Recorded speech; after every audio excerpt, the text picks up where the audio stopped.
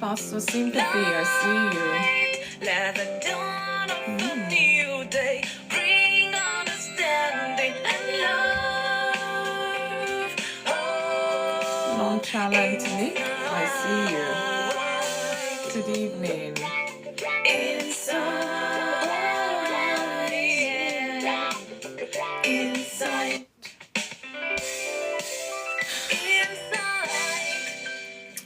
Let's share. Go to the same.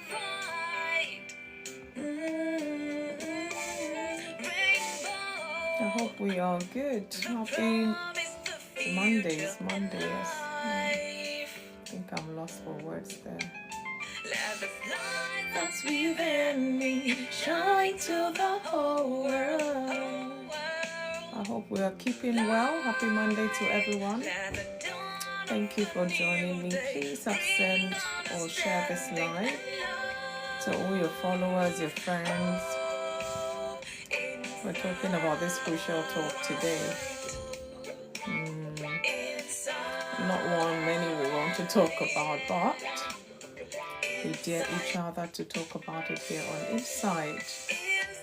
Let us rub minds together and see how we can overcome this. Good evening, thanks for joining. The promise, the future, and life. Let this light that's within me shine to the whole world. Thank you. Good evening, everyone. Good evening. Let the dawn of a new day bring Sophisticated waste. I see you. Good evening. Esteban, good evening. Or Esteban. I don't know now. I hope you are keeping well. Happy Monday. I'm just waiting a couple of minutes before we go into why we're here today. Thank you for joining me. I hope you're keeping well. This is the day the Lord has made. Indeed, we ought to rejoice and be glad in it. the future and life. Let this light that's within me shine to the whole world. Thank you for joining. Please help share this live. Share to your friends, especially those you know. In fact, they should be going for anger management course. Yes, we're talking about anger today. Anger lies in the bosom of fools, my Bible says. So, do we choose to be fools, or we choose to deal with anger in a positive way? Nehemiah Wade, or what day? I don't know. I see you. Good evening. Happy Monday, everyone. This is the 11th of May. Fola, I see you. 11th of May, 2026. Welcome to Insight with FunmiRoyal today. It's a beautiful day the Lord has made, indeed. Philippa, good evening to you. Please help me share this live. And as you're joining, you can like the live. And, this will attract other people, TikTok says. Esteban, I see you again. Thank you so much. Help me tap on the screen, share, or tap on the screen to like. Either way, you're helping to bring more people to this place. Ogechi Bliss, I see you. Happy Monday to you. And thank you for joining in. Yes, well, my talk is, I don't know how long it's going to be now. Just because of examples that will come naturally, I don't know. Nana Asari Boat, I see you. Good evening. I want to take it Nana is from Ghana. I'm guessing, I might be wrong. Dochi, I think, or Dose. Good afternoon, Tessie. Oh, good evening, Tessie. I see you. It's actually 8 p.m. but it's so bright outside. It feels like afternoon still. Thank you so much. How's the weather where you guys are? You can tell me. Just use the chat. Tell me if it's raining, sunny, cold, windy, or whatever the word. Windy, yeah. Somewhat windy and cold here today. Julio, I see you. Good evening. Yes, yeah, encourage your viewers to share your live and invite more friends. That's what I've been saying for the last few minutes. Mb, I see you. Good evening. I hope you are good. Iyabo, I see you. Happy Monday to you. Welcome to Insight with FunmiRoyal. I'm going to go into my talk shortly. But before then, as you're joining, please help me share this live. Click down on your screen for about 3 seconds and some names will pop up on your screen. You can just send it to them. Whoever's available might just join in. Lady something, your name just flashed. I didn't see you. But I see you, 977866 and all of that. Good evening to you. You might want to put a name to that number. T Temidire, I see you. Good evening. Happy Monday. Guys, I'm going to go into my talk. We're looking at anger today. I'm going to break it down as much as possible. And of course, when I finish my talk, I'm going to bring us into the box to talk some more about this. Howie James, how are you? Good to see you. Jaja Plate, you're welcome. Howie, it's been a while. How are you? I hope you're good. Femina, I see you. Happy Monday to you. Truth Inspires, thank you so much for joining in. I hope really you come and share your truth with us here on Inside. Pastor Olayiwola, I want to believe so. Good evening to you. Thank you so much for joining. Please help me share this live to your friends, your followers. Let them be part of our talk today. Iyabo, welcome back. Help me share this live. So guys, I'm going to go into my talk and expand this topic some more and see which angle we're looking at. Today on Insight with FunmiRoyal, we look at topics from an individual point of view.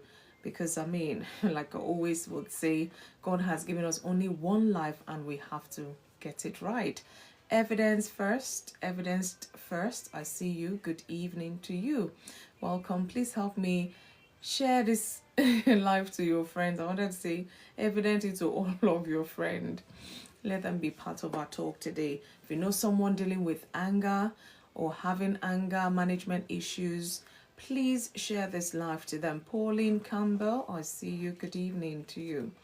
Let them be part of our talk today. They might just learn one or two things or, strategies to coping with anger, because it destroys it can destroy a person or their life altogether. So let's look at this topic, break it down some more, have an understanding, reflect about it. If it's something we need to deal with personally, why not? Afule too, I see you. See Connect, I see you. Good evening. So we're going to be speaking about this very real and personal topic, anger. Anger is an emotion every human being experiences, because as long as you're human, you will. Even animals, they get angry. You dare go near a angry lion, weather will not tear you to pieces. Mina Stitches, I see you. Good evening. So every human experiences anger, no matter how calm, spiritual or mature a person may be. There are moments when anger would arise on the inside of them. So the issue is not necessarily the presence of anger, but how we handle it. Because nothing in itself really is bad, it's how we manage it or how we handle it. I'm born of Christ, I believe. Good evening to you, Stan. Good evening. Hear more something. Good evening, thanks for joining in. Leslie, good evening, welcome. Guys, as you're joining, please help me share this live. You can start tapping on the screen and this will invite other people to join us today. So from an individual point of view, anger is deeply personal and it affects, certain aspects of us. Our thoughts, it affects deeply, personally, to every single one. Our thoughts, our emotions, our decisions, our relationships, and even our spiritual life as well. Good evening, Leslie. Thank you for the heart to me. Melly Matanga, good evening. I see you. You're welcome. Help me share, guys. That's how we can promote what we're doing here on Insight and promote this community as well, where we keep things simple. real and simple. We are positive-minded people. We talk about issues affecting individuals, affecting marriages, but on Monday we're talking about the one affecting individuals, such that we can do better, reflect on it, certain things we need to change. Nothing comes easy, guys. So let's look at what is anger. It is an emotion that people tend to respond with or to, and it could be hurt, could be frustration, it could be disappointment. When you're hurt, you get angry sometimes. When you're frustrated, in fact, that comes with anger as well. When you're disappointed, sometimes you're angry. And then when you face injustice, you'll be angry. You know, you can be angry. When you're afraid, sometimes you're angry. Why are you always afraid? You can even be angry at yourself. And sometimes it's unmet expectations. It can make you to be angry. So anger is an emotional response to all of these things and many more. You know, because of time, I'm just going to leave it there. So it can range from mild irritation to intense rage. Oh, guys, I remember the years I used to pray, God, take this anger. So when I'm angry, I'm shaking like this, kind of a demonic or devilish anger. But you know, thank God it took years actually before I could say, wow, I can't feel that kind of rage or anger anymore. Not that people don't still, you know, try to, but in fact, at some point I had to pray a bit of anger back into my life because I felt people were taking advantage. But another story for another day. So anger in itself, like I said, is not always sinful. Even in scriptures, we see moments where anger existed without sin. You can you can be angry but sin not. That's what my Bible says. If you read Ephesians 4:26, say, be angry and do not sin. Meaning anger in itself is okay. I mean, we're wired that way to get angry from time to time. But it's what we do with it that matters, that makes it good or bad. So this portion of the Bible, this shows that anger is a natural emotion, but how we express to it, or how we express it, determines whether it becomes destructive. And most times anger, oh my goodness, I don't think it does good. Holy anger, I think I'm going to come to that later. Let me not drop my note. So let's look at the causes of anger. I keep saying, you know, this is our mother tongue. Is it anger with a h? No, but it's anger because it's standing by itself with a a. Anger. So if my mother tongue comes in and you hear me say anger, you know that is my mother tongue trying to play tricks on me. But I'll try to keep to my phonics. So let's look at the causes of anger today. Different individuals experience anger for different reasons, and I'm going to mention a few bits. You can readily identify one or two. Let's begin to reflect on it, how you intend to deal with it. Bimbo Ade, I see you. I hope you're good. Gem 147, I see you. Sandra Shine, good evening, thanks for joining. Recorder, I see you. So different reasons for experiencing anger, different individual. The first is unmet expectations. So when reality does not match our expectations, frustration will develop. And then of course anger can develop as well.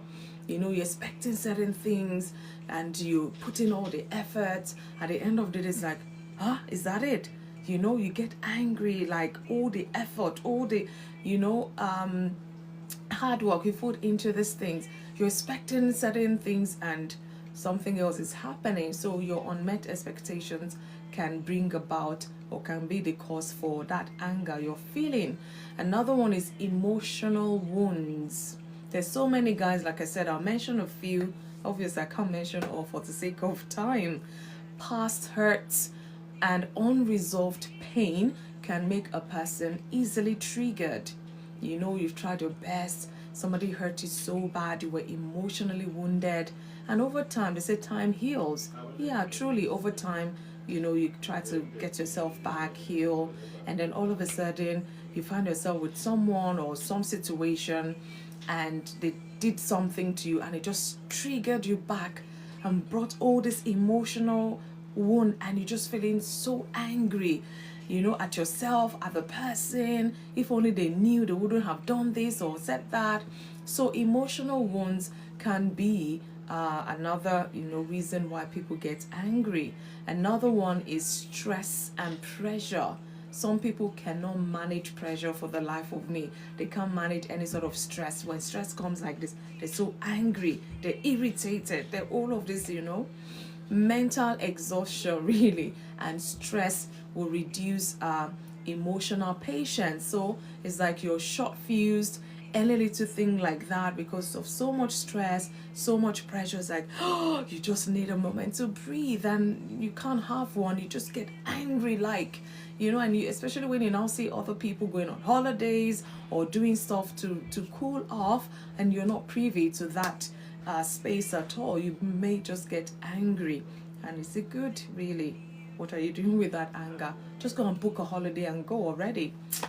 Anyways, another cause of anger is feeling disrespected or ignored. Some people, in fact, their culture promotes this. Once somebody disrespects you, you feel this anger towards that person, like they don't have home training, they don't have certain ethics or whatever. You feel disrespected and ignored can really cause someone to be angry. So people often become very angry sometimes when they feel unheard or undervalued. So how are we treating people around us? How are people treating us as well? Especially if you're the one trying to control this anger we're talking about. Another cause, last one I'm going to mention, is lack of emotional control. Some people, one time, just small thing like this, they will flare up. They don't have no ounce of control, so to say. So when it comes to anger, you will feel there. In fact, you will run a mile off. Lack of emotional control, because anger is an emotion that comes from different experiences. So some individuals never learned healthy ways to process their emotions, so they just go with it as raw as it is. They would lash it out, or they would just do stuff with it, and most times negatively. So those are few, but there's so many causes of anger. Let's look at the types of anger now. And then I dare say one. Anyway, let me not jump my notes. Types of anger. We look at explosive anger. Let me see if I can find something that would explode on this. I better go before they'll come and catch me. Let's see.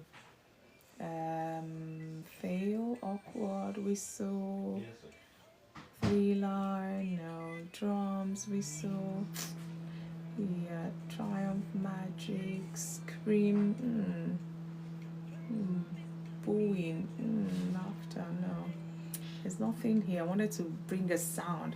Some people like this, my goodness, you dare not be near them when they're angry, because they just explode, and they don't care who's around. They don't even care nothing. They're not thinking straight. In fact, they're not in their right state of mind. Outbursts, shouting, very aggressive. That kind of anger, that is called explosive anger. So are you the type you engage with this from time to time? When something goes wrong, when you're angry, you just explode. Let's be cool temper. Cool temper. Cool temper. Cool down. Life is too short. Do you know some people, when they're angry like that, you see all their veins stretches out. You'll be like, my goodness, this person is going to explode, really. So that is one kind of type of anger. Another one is silent anger. Oh my, they are boiling. They are boiling. And they feel the best way, they just withdraw. Some people, once they just withdraw from you, they are angry. You should know that. They now start building this resentment. They're angry, and they give you the silent treatment. So some people, silent anger. In fact, sometimes you'll not even know that they're angry, but something will be telling you like something is wrong somewhere, because they are not the explosive type of people that would express immediately, and you can tell something is wrong. Thank you so much, Leslie, for tapping. Please help me invite other people. Let them be part of our talk today, because a lot of us, are still dealing with this. Another type of anger is the passive aggressive anger. Passive aggressive meaning indirect hostility. They will do something, by the time you feel it, they're gone, because they're angry at you.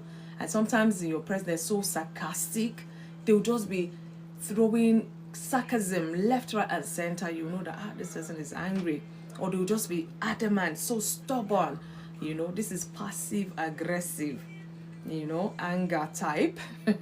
They are indirectly hostile, they are sarcastic, and they're very stubborn. You will know that this person is angry. That's their own way of expressing it. And then the last one, there's so many, guys, but because of time, I brought out this 4 that I feel, okay, at least we can work with that tonight on Inside. The righteous anger. Righteous anger. Anger towards injustice. I thought you said there's a holy anger, which I'm not, well, I said I wasn't going to mention, but if it comes, it comes. But I'm talking about righteous anger towards injustice or wrongdoing handled in a godly way, or not handled in a godly way. You see that this thing is just not fair, and you're angry. You might pick up a cause, even justice for so person, justice for this people, rights for this person. So that is a righteous anger. See, I said anger. Anger. Hey, Lord will help me today. Moment of truth. So anger towards injustice or wrongdoing handled in an ungodly way, or not in a godly way. So that is righteous anger, which is a type of anger as well. However, I'm breaking it down some more. Let's look at the dangers of uncontrolled anger, because like I said, anger itself is okay because we'll have it. You can't run away from it. Even if your Mother Teresa, God rest her, you say get angry, but what you do with it, like I said, is what makes it good or bad. So dangers of uncontrolled anger. When anger is unmanaged, it can become destructive. Somebody can destroy. I think I watched one video sometime back of this lady who thought whether boyfriend or husband was cheating on her, and then I don't know where they met, somewhere the guy came in his car, and instead of this girl to say she's angry or she found out this or whatever, she just took the baseball bat and just went for the car, smashed everything. Even the guy never thought, is this the person I'm dating? What could be wrong? Because the guy wasn't even aware of what she thought she had found out. And she smashed the life out of this car. The guy was just standing dazed, perplexed, was in shock, in awe, all of those things you can think of. And then people came to hold her. What is I said? This, they're using the M word, F word, all of that. And by the time the guy could speak, this person she thought was the girlfriend was actually a long-distance cousin that they had not met ages, Perhaps she saw them at a restaurant or something and just went for, assumption kills. Assumptions are never good. You sit and assume something good about, no, it's always bad. So let's be mindful. Anyways, so dangers of uncontrolled anger, it can become destructive. You destroy yourself, you destroy the people around you, you destroy things when you get angry because you cannot control your anger. But then can we not really not control our anger, or we're not just trying at all? So when this happens, you find out that you have a damaged relationship. Just like, I don't know if this guy will ever accept this lady back into his life. Because if you did this just because you assume that, what if it's actually true? What will happen to, that's the end of that guy? I believe so. So such a relationship is as good as over. I want to believe so. So it would damage the relationship you have. Words spoken in anger, behaviors shown in anger often leave lasting wounds. because that guy can never unsee you like that. You'll be like, my God, this one will almost finish me in my sleep if I offend her or something. So it will damage your relationship. Dangers of uncontrolled anger. In Proverbs 15:1, it says, a soft answer turns away wrath, but a harsh word stirs up anger. Imagine if she had just gone to say, I'm really upset. Let's even say, I'm really upset. Who was that lady I saw you with? Or who was that lady? So at least the guy would explain. Even if it was a lie, at some point you'll find out the truth. But imagine smashing a whole car where, I mean, yeah, anyways. And then you now find out that, oh, this person, it wasn't even having an affair or whatever. How do you look at that person the same again? So let's be mindful. Another danger of uncontrolled anger is poor decision making. She made an awful decision because she was angry. Imagine, anger clouds your judgment and leads to impulsive actions. That was quite impulsive. And I don't think that guy would, in fact, he might have to go therapy to get over that reaction from her. So, poor decision making, when you don't control your anger, you don't learn how to control it. Another one is emotional and mental strain, because you're exercising overly on your brain, on your thinking. Constant anger will create stress by itself. Some people, when they're angry like this, their blood pressure will go up or can go down. Some may even start feeling panic attacks because they're angry. It can create bitterness. We know that because you're angry at that person, you're so bitter, you almost want to, you're not thinking rationally anymore. You just want to do something. I don't know if you guys saw, there's this video circulating, was it last month or so, of these girls at a club somewhere in London. She ran over this girl because they were fighting over a guy.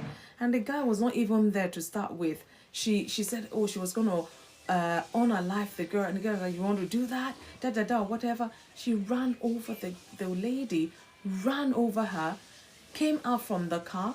The lady was lying down there not moving, and she even went over there and started kicking her again on the floor, and everybody saw that. People recorded that. Imagine, anger is like a moment of insanity, and nobody wants to be addressed as insane. So get a hold of your anger and deal with it. It can create anxiety. You're just jumpy because you're so angry. It's like, you're just in a state. Why do you want to get to that? We have to learn to control our anger. Otherwise, it will take a better part of us. And another, constant anger can create emotional exhaustion. You will just be exhausted. Like I said, some people, low blood pressure, high blood pressure because of anger. Hey, please. It's not good for anyone's health, really. It's not. Especially when you don't know what to do with it. And you store that in your body. An accumulation of that, you start feeling pain in your chest. So you start feeling all sorts, and, let's be mindful that we're able to, control our anger, so to say, because it would come. Again, physical health problems. I dare go there just so that we know. I think it's subtle, but people are beginning to suffer after a long period of time when they don't address it, they don't learn how to control it. Some people have learned even how to go for anger management courses to let you know how bad this thing can be. So uncontrolled anger can contribute to headaches. You just find that you're having constant headaches because you're so angry to the point that all your muscles are overworking. Your head, it feels like it's going to explode. That's too much. It would affect your physical health. So before they become a problem, we have to learn to control that anger. High blood pressure is one I've mentioned. It can happen. Fatigue, because you've overly exercised that anger, you just find that you're tired. And God help you, any little thing would get you angry and all of that. An accumulation of that, you just be worn out. And then you can't perform at work or even at home. You're just tired because you've worn yourself out by feeling all that rage. Again, it does have spiritual impacts as well. Anger can affect spiritual growth and your peace of mind. If you read James 1:20, it says, "For the wrath of man does not produce the righteousness of God." What does it produce? Fatigue, high blood pressure, headaches, migraines even, and all sorts.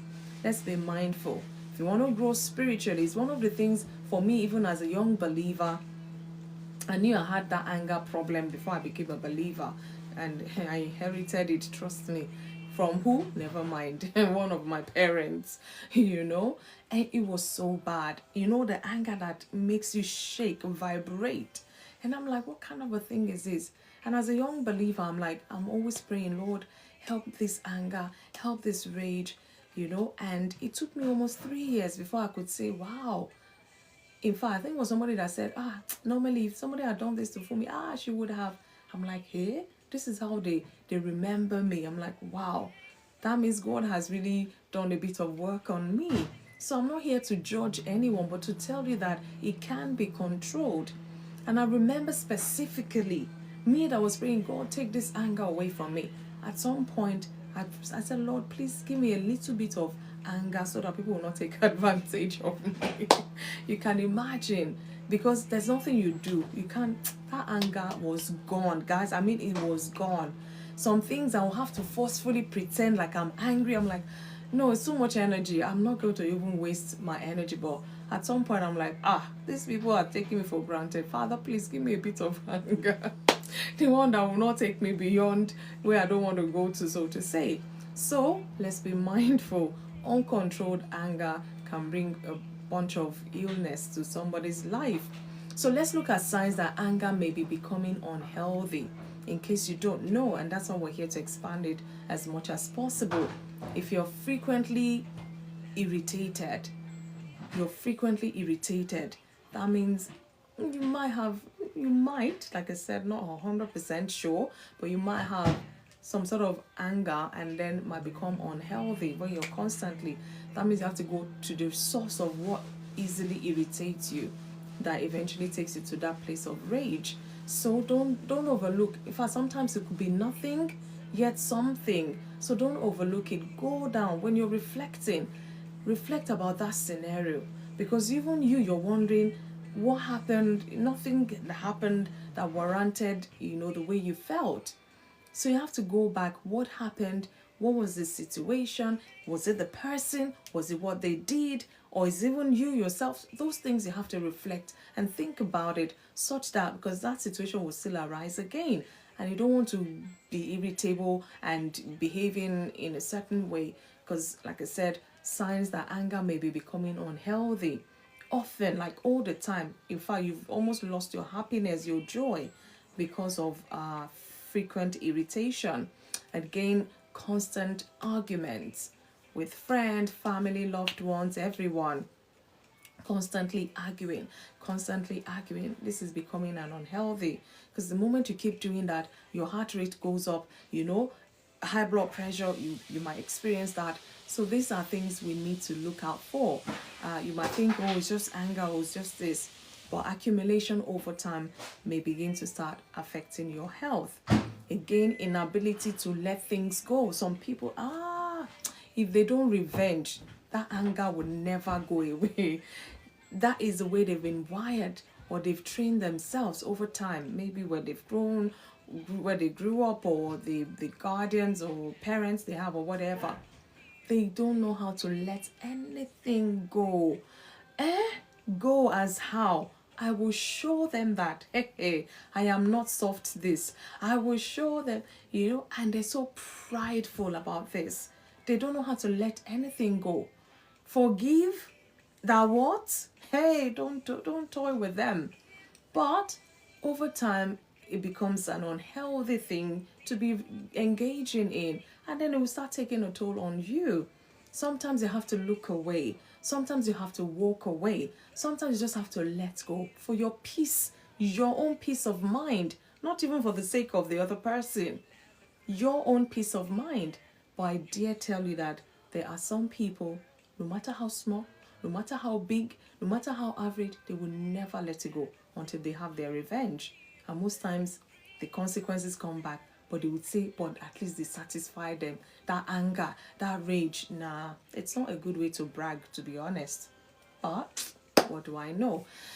Again, signs of anger becoming unhealthy. You find out that harsh reactions, any little thing, like a woman in a cycle, as they say. There are some weeks they're all just angry, and all of that for no reason. Just be angry. Harsh reactions. Even when somebody you don't know, because you're always harsh in your reaction, somebody just decides to give you a box of chocolate, you would have shouted before, oh, thank you. How about? Calm down. Take it easy. Baby Pink, I see you. Reno, I think, or Rani, I don't know which one now. But thank you for joining in. Another one that is common is bitterness. Bitterness can destroy somebody's heart. Bitterness can bring anxiety. Bitterness can bring palpitations. Bitterness can bring all sort of sickness to your body because you cannot control your anger. But these are signs when you're that bitter. Be careful. Where is that anger coming from? What is the reason for your bitterness? Because if you don't deal with it, it becomes an unhealthy way of living. It's just a matter of time. And again, another sign that anger may be becoming an unhealthy thing for you is emotional withdrawal. You just don't want to connect emotionally, whether with your spouse, relatives, or people around you. You withdraw all the time. You meet someone new and it says, oh, I know, all of a sudden, you just withdraw. So recognizing these signs is the first step towards your healing. Because if you don't even recognize these signs, what are you treating? What are you addressing? What are you trying to learn, unlearn, relearn, and all of that? So you need to recognize all the signs and many more that I've mentioned. Well, I can't mention all, but at least just a few. So let's look at managing anger in a healthy way. Oh, thank you, Baby Pink. Thank you so much. It says here you've joined fan club for 200 days. Wow, well done. Where's my...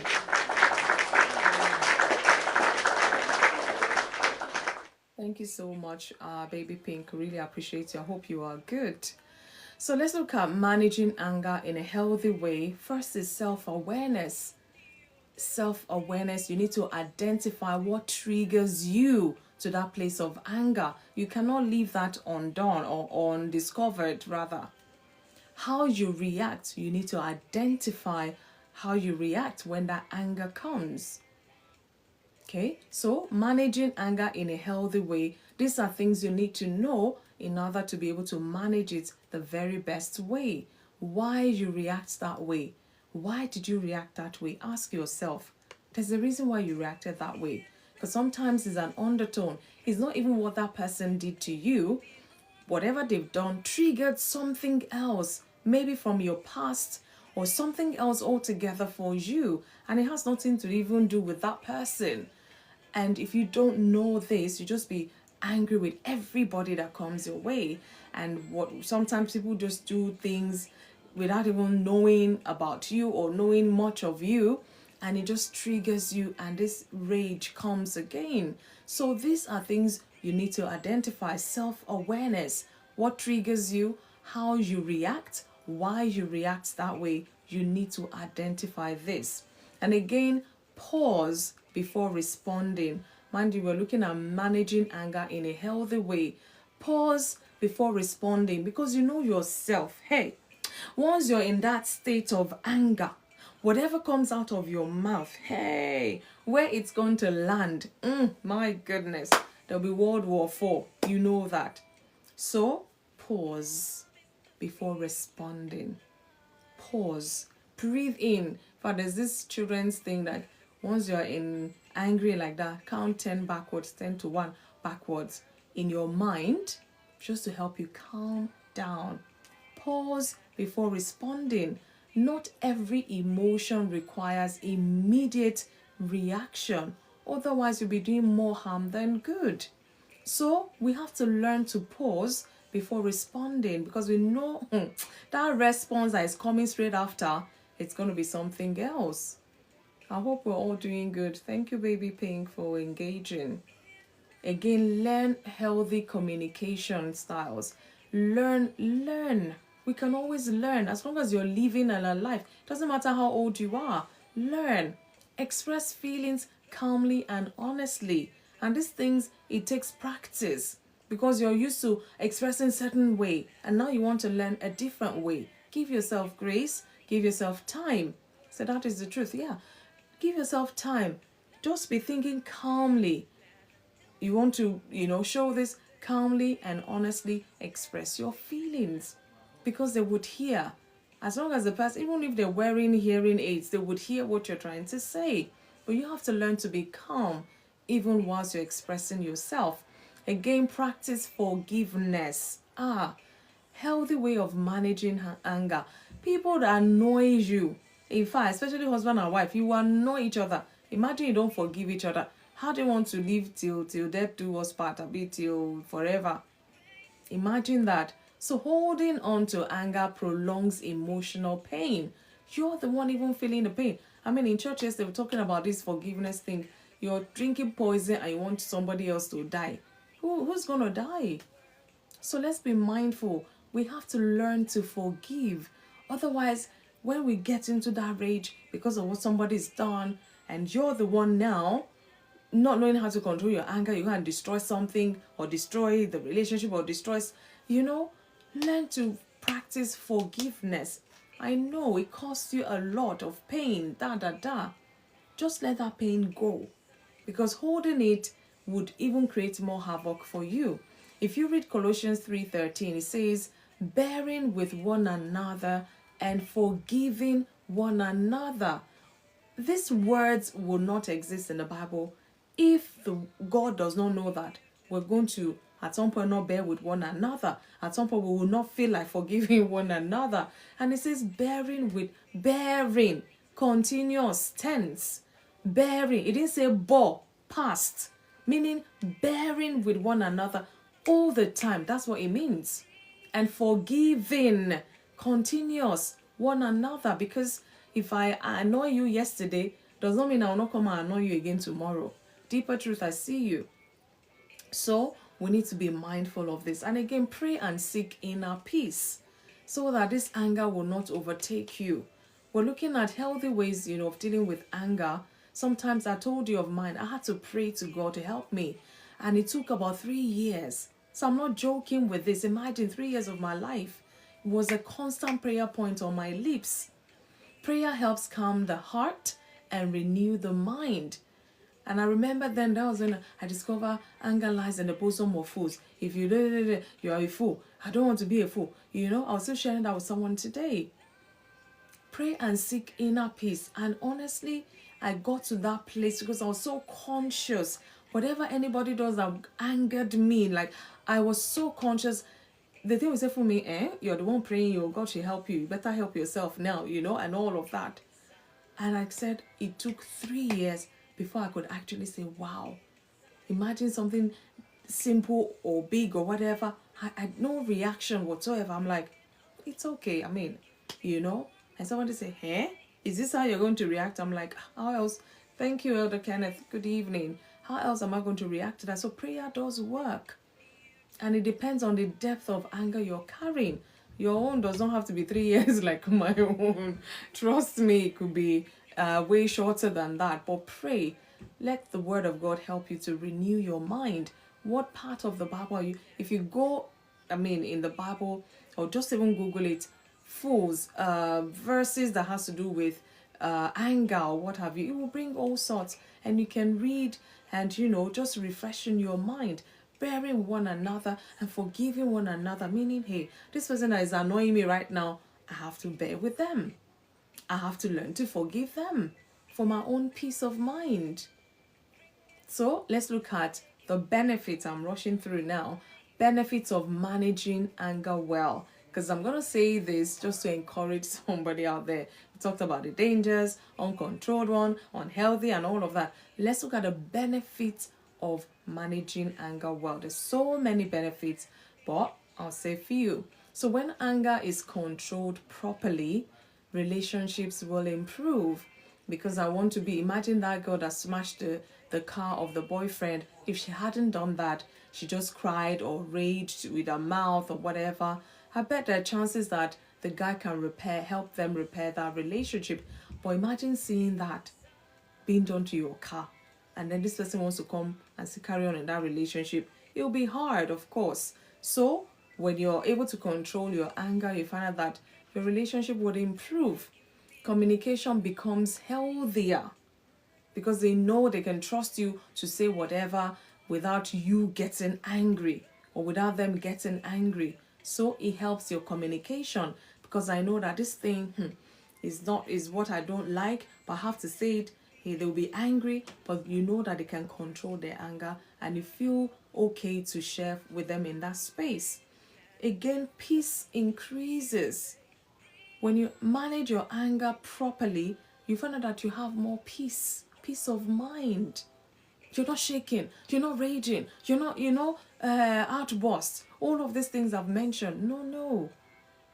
Peace would increase on the inside. In fact, the more you let go of anger, you find out that there's peace in your heart. Wisdom guides responses. Because you're controlling your anger, you're able to make wise decisions. You're able, imagine that girl who went and broke that car. If she had wisdom, if she had allowed wisdom, to be her guide, so to say, she wouldn't have done that. And then that wouldn't have been the end of her relationship. So wisdom guides our responses. When you're angry, let wisdom guide you so that you don't react like a fool that the Bible talks about. Again, benefit is emotional maturity develops. We all want to develop emotionally, physically, mentally, and all of that. When you're able to control your anger properly, you find out that there's this emotional maturity. You're just developing in that. And it's a good sign. People want to be in a relationship with you because they know you're emotionally mature in terms of your anger, so to say. So it's a personal responsibility. Okay, I cannot come and manage your anger for you. You can't come and manage my anger for me. No one can fully manage my anger for me, honestly. So you must take responsibility for your reactions. Even when they've done something that warrants you to be angry, your reaction matters a lot, because most times it's not fair. What has been done to you and what you do back in return sometimes is overboard, because you act with that rage, with that anger you're feeling. So I must choose self-control. Remember I said to you, sometimes I have to talk myself that, Funmi, you're bigger than this. Don't let this, I'll have to talk to myself. Self-control, it matters a lot. And good evening, be nice, I see you shine, good evening.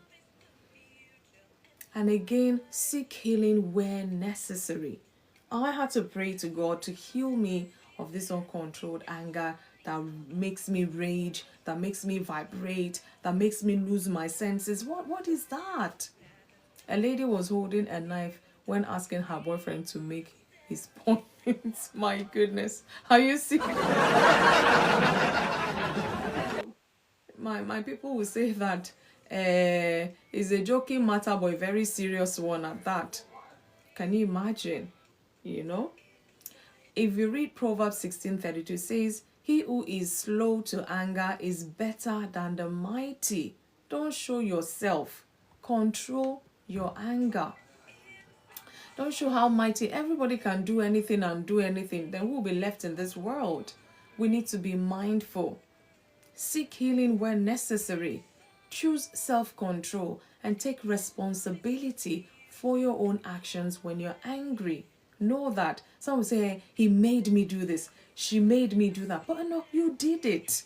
You could have chosen not to do that. It's been a fair one. Okay. So, how are we dealing with this? How are we in control of this? I'm going to be rounding up soon, Gamba. I'm rounding up now, actually. He who is slow to anger is better than the mighty. Because you're almighty in your anger and you just destroy everything. Hi, let's be calming down like this, yeah? True strength is not in reacting loudly, okay? It is in controlling oneself wisely. Serious, if he said something off point, she stabbed the chopping board hard. Really? Maybe those ones are doing skits. Maybe they are, what do you call them, skit makers. But I know these things can happen in real life as well. That means they've allowed that anger to overtake them. They have what is called a moment of insanity. Why should that be? Because it's been left for so long, uncontrolled, you know, and it's become unhealthy, and they probably haven't seen that as that.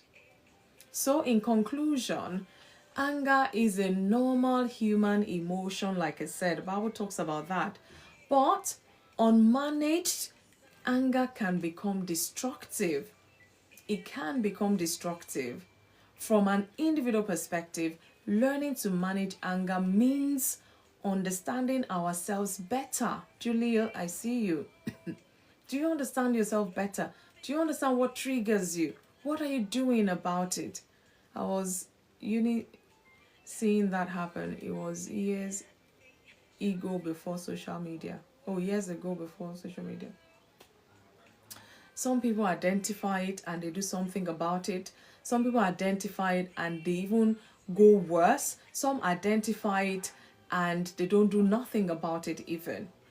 So, learning to manage anger means healing emotional wounds. Because Mr. A hurt you so bad in the past, you're angry. Now you found Mr. B there, all nice, and then you're beginning to see some signs, and you're beginning to treat them with all the anger from your past relationship. It's not them that have hurt you. At least wait for them to hurt you before you even show that anger, if possible. So, it means learning to manage emotional wounds. It means communicating wisely. When you're angry, you just say things, bam. And words are like eggs. Once they come out, once you break them, you cannot pack them in together. Anger is good in some way because it helps for people to understand you. There we go. It's like you want to bring out my question now, so to say. That's why I didn't really want to touch on that, but thank you so much, Be Nice, for going there. Communicating wisely and choosing peace over impulsive reactions.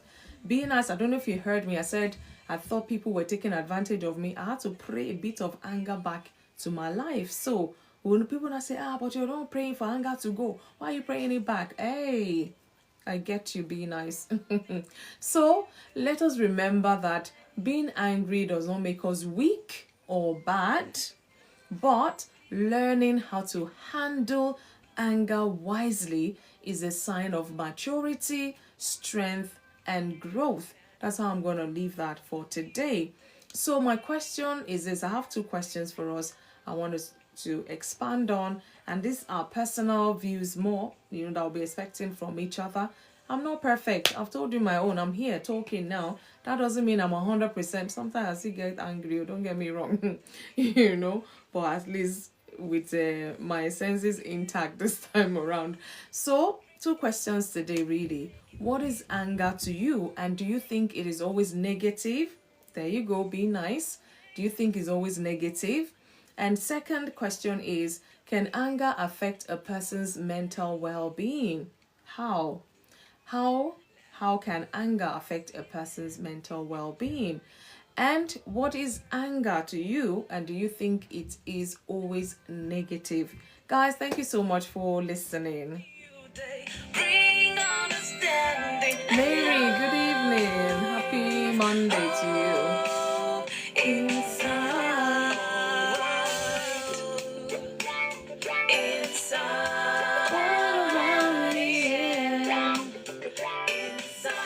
So that is my own take on that. I mean, you don't have to agree with everything I've said, but this is the angle we're looking at today. Like I said, every human being will go through a phase of anger, whether they're managing it well, whether they're ignoring it, whether they're creating havoc, whether they're exploding, whether it's affecting their health. People would experience this and show it in all of these diverse ways. Out there, Mila, I see you. Mila for Christ, good evening. So guys, send me invite. Let's talk some more about this, because a lot of people have lost good relationships because they couldn't learn to control their anger. Some have lost even money, some have lost, a whole bunch of things because of uncontrolled anger. However, do you think it is always negative, this anger we're talking about? What is anger to you? And do you think it's always negative? Can anger affect a person's mental well being? How? Let's talk about this. Mila for Christ, I hope you're good. How many more days to go now? Let's know. How many more days to go? Congratulations again to you. Let's see who is on the floor. Let's bring us up. Let's talk some more about this. Let's learn from one another. And, this thing can destroy a whole generation if care is not taken. Be nice. Hopefully you will come up. Let's hear your views. No light. No light. At least you can continue to press your phone and speak. No light. I'm in Nigeria for almost 1 week now. Mila, oh wow. No Yeah. light? Wow. You didn't bring For where? torchlights? For where? For where? Oh my goodness. Hey, yeah. I hope they'll give you lights on the wedding day. Oh. Confirm now. Father go give us light now. Hey, in fact, please. So we want to Father see go. our beautiful bride, though not in the dark. We'll be using torchlights to see her face. We don't want that. That's We not don't want possible. that. Well, Well done. Good to have you here. thank you. Elder Leslie, good evening. You're the number one in the box Leslie, good today. evening, sir. Yeah, emotions in general are tools of human expression, of course. But now how you're expressing is another thing. Sue Muthoni, I see you. Good evening. Good evening. How are you? Happy Monday. I'm very well, thank you. Good evening, brother. Long time more. I say Nigeria now ready for your wedding. Yes, so by the grace of God, see, people are still going into marriage. That means there's still hope.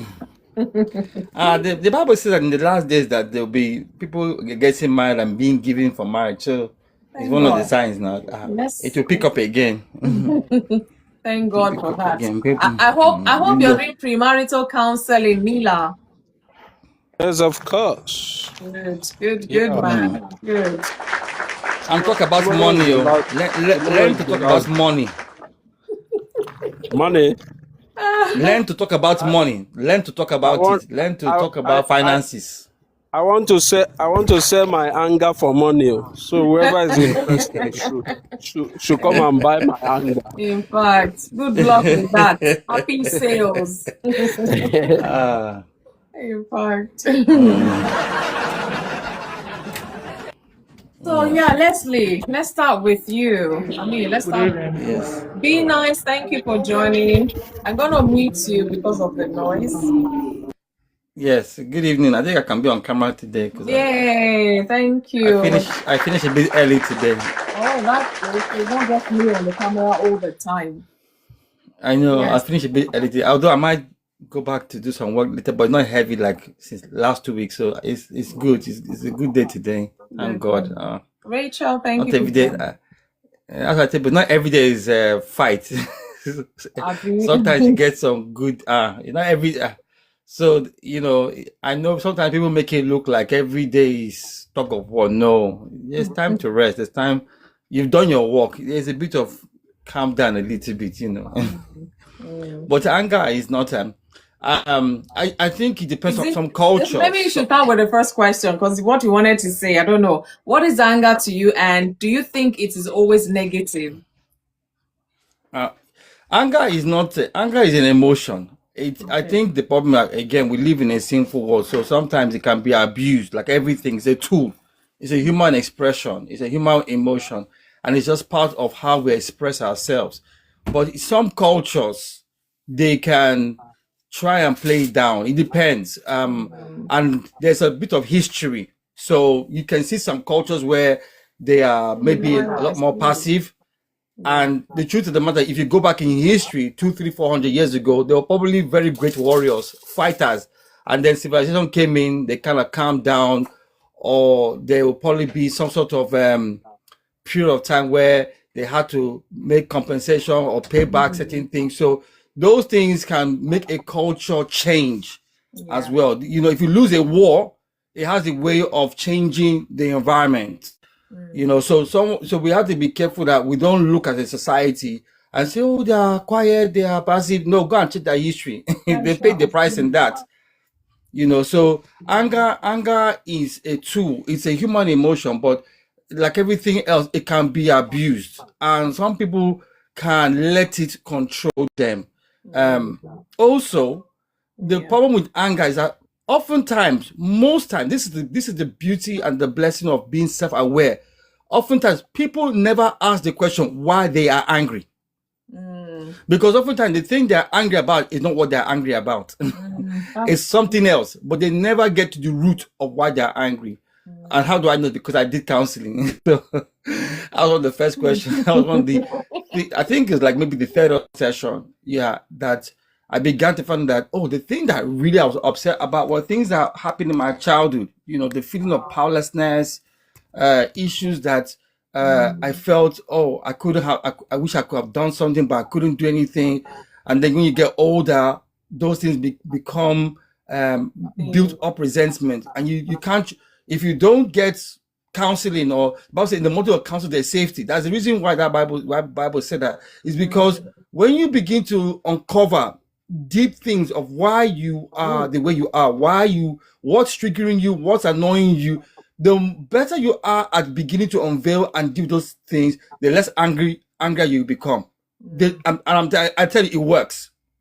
Yeah. It works. You have to identify what is really at the root of what's making you upset. If every time something they say something you are triggered, that means you're not healed. So you have to identify what is upsetting you, and the anger is possibly a symptom. It's not a cause. It's a symptom of something that has not been resolved. So again, if you don't do your homework, if you don't understand these things, if you haven't done proper counseling, people can be angry for decades, carrying grudge, bitterness, and think it's a flex or think it's a strength. It is not a flex. It's just that you're carrying wounds, and you've learned to now make it a part and parcel of you. But it's not flex. It is not. You know. So you have to understand these things. And rich people, there are certain rich people that think they can get away because they are rich. They can be angry. They don't know that it's a weakness. It's not a strength. And if you don't know how to manage your emotions, don't excuse that because you think you have got X, Y, and Z, that justifies your behavior. It's a weakness. Why do I know it's a weakness? Because there are certain places and certain people they can't do those things with. They can't. Yeah. So we have to recognize when we are angry, recognize it for what it is. It's an expression, it's a tool. If people do not know how to be angry properly, a lot of abuse can continue. So anger is a kind of way to, but you need to have a thermostat. And So you're saying that it's not always negative? It's not always negative. Again, it depends on how you use it. It's an identifier. Because if something makes you angry, there's a reason why. But if you don't ask a question, if you don't know why, then it can lead to abuse, or it can lead to misunderstanding. So you got to know why you are angry. Why does this make you angry? You know, why does this trigger you? And anger can sometimes be a good driver of change. The reason why our people in Nigeria are the way they are is because they have not decided to see change. They have become comfortable in the dysfunction. It has begun to benefit certain people, so they don't see the need for change. But if they see the need for change, they will do certain things differently, and that is why. So it is a tool. I mean, the person that made anger is God, but God doesn't. God is in control of his emotions. But he made anger for a reason. It's because if you don't get angry about certain things will just continue. Yeah. I'll give you an example. Let me give you that. My wife is probably the best person because my anger can be off the table. But my wife is, by nature, she's quite passive. And, you know, but when she gets upset, thank God now she has now known how to express it and say, I'm not happy, rather than go silent. Now she will talk about it. And we had a neighbor. and he did something, and we went to report it to the landlord. Now, he decided that because I wasn't around, he was going to tell my wife off. And I don't think he expected her. And she just called him out. He was talking her down, and she just said, "Don't ever talk to me, you're a coward. And this is why we did what we did. And if you talk to me again, I will let people know that you are a nasty person." And she just walked off.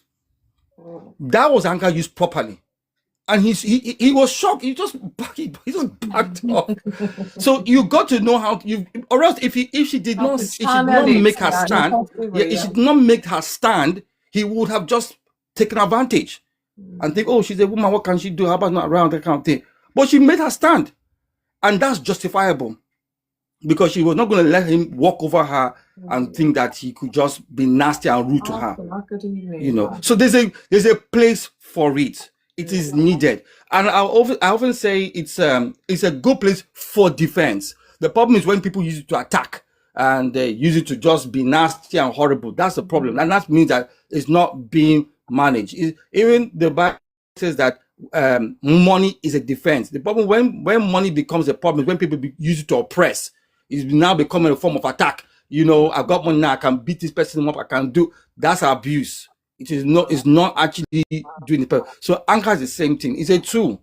It's just it's a human expression.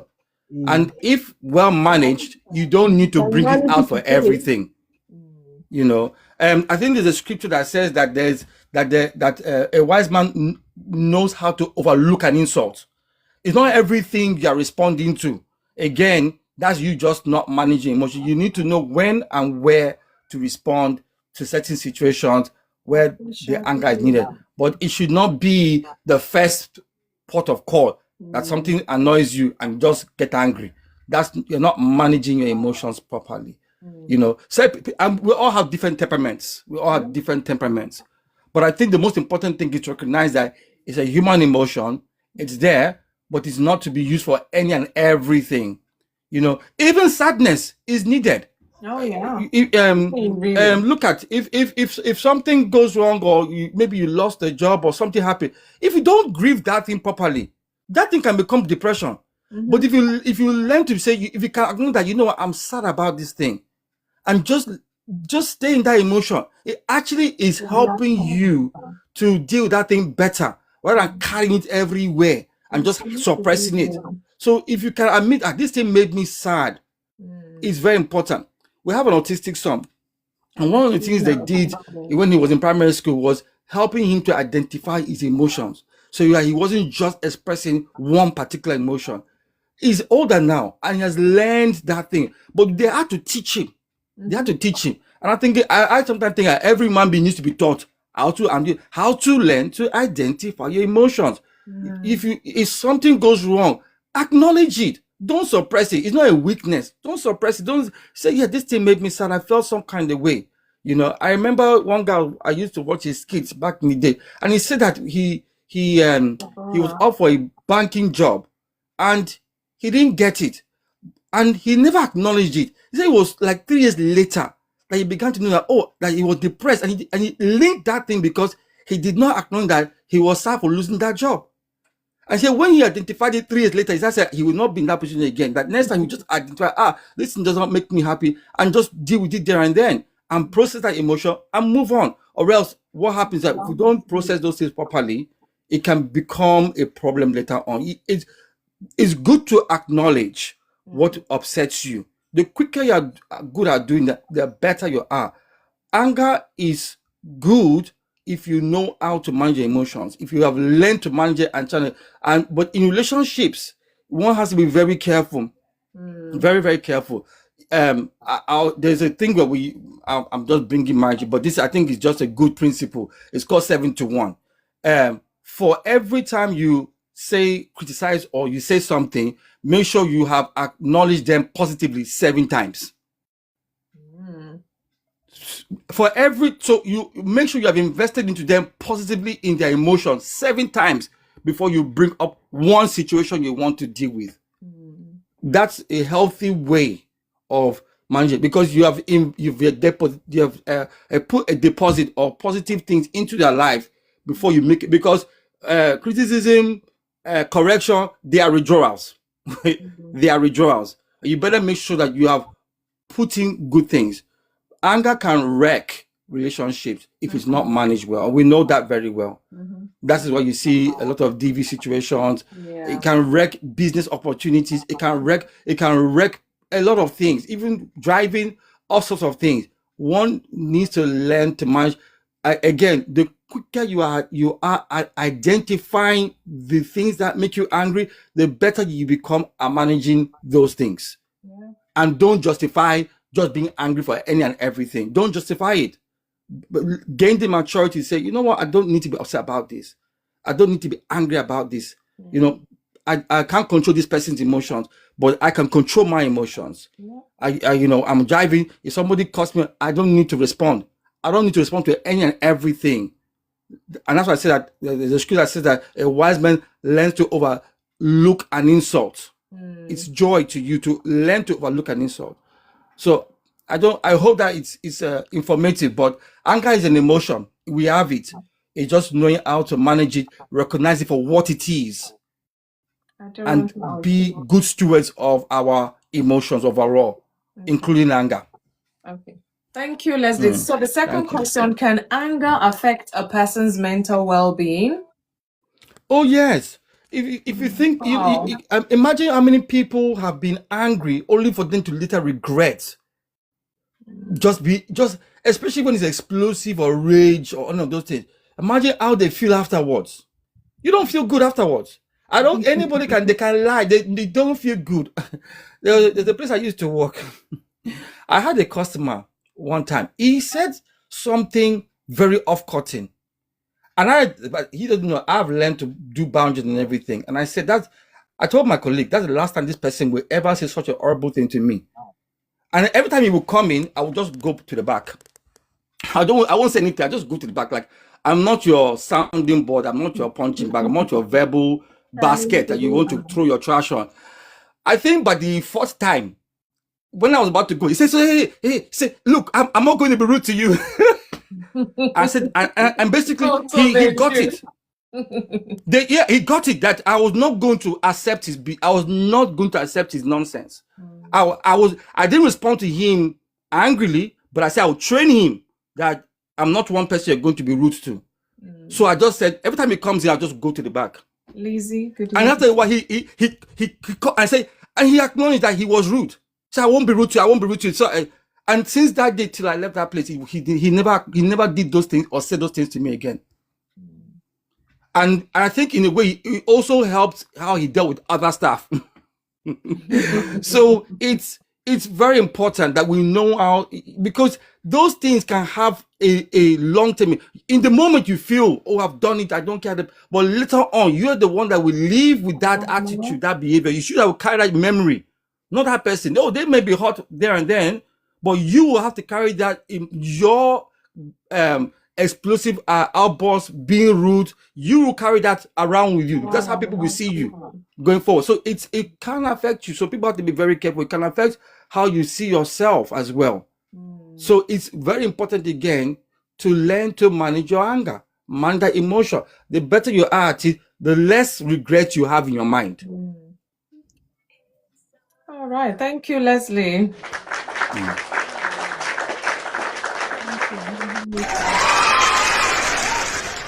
Yeah, well said. Thank you so much. So you've heard the bit that I really want us to tackle about is, do you think it's always negative, that anger? And at least you've given us a very good example relating to that. Thank you so much. I'm going to call to Shan. Good evening. Happy Monday. Well, Monday again. I hope you're good. Shan, are you there? Can you hear me? How are you? I'm okay. How are you? Yeah, fine. Thank you. Tired, but I'm good. Yeah, Mondays are always tiring. I tell you some. It's like I'm still recovering, and then back to work again. It's like, oh goodness. But thank God. Yeah, that would be a lot. But yeah, as long as we're breathing, Oh we're yeah. not that sick. That is what matters. Yeah. Yeah. Thank you for that. So yeah, I don't know how much of the talk you heard. I think I saw you at some point, but I don't know how far gone I was when I saw you. So we're talking about anger today. What is anger to you, and do you think it's always negative? And then the second aspect is, can anger affect person's mental well-being, and how? I think I joined about 30 something minutes past. Okay. I got quite a few, Mhm. but also just from my experience and interpretation of what anger is, I think anger is, as Leslie mentioned, is an emotion. We have lots of types of emotions: happiness, hunger, anger. There are lots of emotions, but anger. I mean, the one we are discussing about is, I think it's just something Anger. that it's an expression that is triggered by something that happened, and most times it's negative. There is nothing positive that makes someone expresses anger or get annoyed. We just say anger is annoyance. Have you Something heard of annoys you. holy anger? No, I have never. This doesn't like holy Leslie, anger. Leslie, have you heard of holy anger? Leslie, are you What still is there? what is holy anger? I would want to Okay, know. maybe he stepped up. There's holy anger, there's righteous anger. It's all in the Bible. I mean, one of God's name is the man of war. Go and check it. So God does war, but it's not every day. He doesn't. You look at it, but yes, there's holy anger, there's righteous anger. But And talk again, be about careful. You're righteous not anger. God. God does it better. I'll leave it there. Thank you. Thank you. Thank you for that addition. I think I need to also read more about it. All along, I thought Even it's anything anger is amazing. The Bible talks usually. about anger a lot as well. Yeah. I'll read more about it from the Bible. As I was saying, I think anger is just a feeling of Lala, annoyance. I see Maybe you. someone or something annoyed you, frustrated you, and then so all of a sudden you start feeling even hostile towards yourself or towards that person or just towards a situation that made you frustrated. And I think it also comes from especially points of unfair treatment, because most of people think anger is just because someone abused you, someone beat you, someone, but even an aspect of unfair treatment, as Leslie mentioned, maybe he talked of Nigeria. I think almost all African countries, people are frustrated, people are angered by the politics. Really? Today we are just angered. The government, we are swearing in the new president tomorrow, and 35 presidents have been invited. So that means the taxpayers' money is going to cater for all those 35 presidents. And then they did something like drone, something very weird, and lots of money being spent, and yet young people are jobless. Mental health is setting in Uganda every single day, it increases every day. So I think those are points of anger, not necessarily someone beating you, annoying you, or doing something bad, but unfair treatment, or even just anything that becomes an obstacle to your goals. You fail to achieve something, maybe you apply for opportunities, nothing is working out. That is anger. It takes you back to anger. Then from anger, then you start developing mental related issues. And I think that comes when you have not expressed that anger. You're just letting it shrink in you and swallow you. So to me, I think that is anger, just emotion, like negative emotion. To me, most Evie, times do it's just Lala. like feelings of annoyance, frustration, another thing, just something that doesn't sit well with you, Michael? and it makes you have a different kind of emotion that is not good. Happiness, I would say, an example. So that is anger to me. Okay. Yeah. So do you think it's always negative? Yeah. I Speaking from experience, I have never experienced positive anger. It's Positive always anger. negative. it is always negative because, for example, how can good news, let me say I applied for a job and then I got an offer, how will that anger me? Maybe it would be it should be a point of anger only if actually it cannot. I don't think there is something like positive anger. But I'm not sure. Leslie gave us an example of how the wife had to stand up to a neighbor. She was angry, Mhm. but she used it to voice her, her frustration or whatever, instead of, the negative behavior that comes with it. Okay, maybe I would speak from the benefits of it, the benefits of anger. Okay. Someone mentioned here that expressing your anger will help you voice yourself, because I think it's there are quite a lot of people who cannot easily, maybe calmly, express how they're feeling or talk to someone about a certain situation. And naturally, I have a cousin. Naturally, some people just that's how they talk. I've ever heard of some people, even if they are not quarreling, but their tone is not naturally sounding like someone who is quarreling. Yeah, Yeah. even if what they're communicating doesn't really display something like quarrel or Or something to bad. you, Yes, Shan, to you, another person's language when they're talking, it seems like they're fighting each other and they're talking laughing, but it's like you're exactly. confused because the Yeah, tone sounds so harsh, like it's I get exactly. It you. makes you feel like, is this person quarreling? And most times, if now that person is talking to someone who is low toned like me, someone who does not understand that person's personality might think that person is quarreling, expressing a negative kind of anger towards the other person. Yet, naturally, they're just conversing, but the tone she has, like, born with, makes it seem so. But let me just get back to what I was saying, that anger, I think, makes some people just voice themselves. Some people do not know how to communicate in a calm, positive way. They have to express themselves, and it's what they feel. They think, okay, if I talk like this, that's how someone is going to understand me.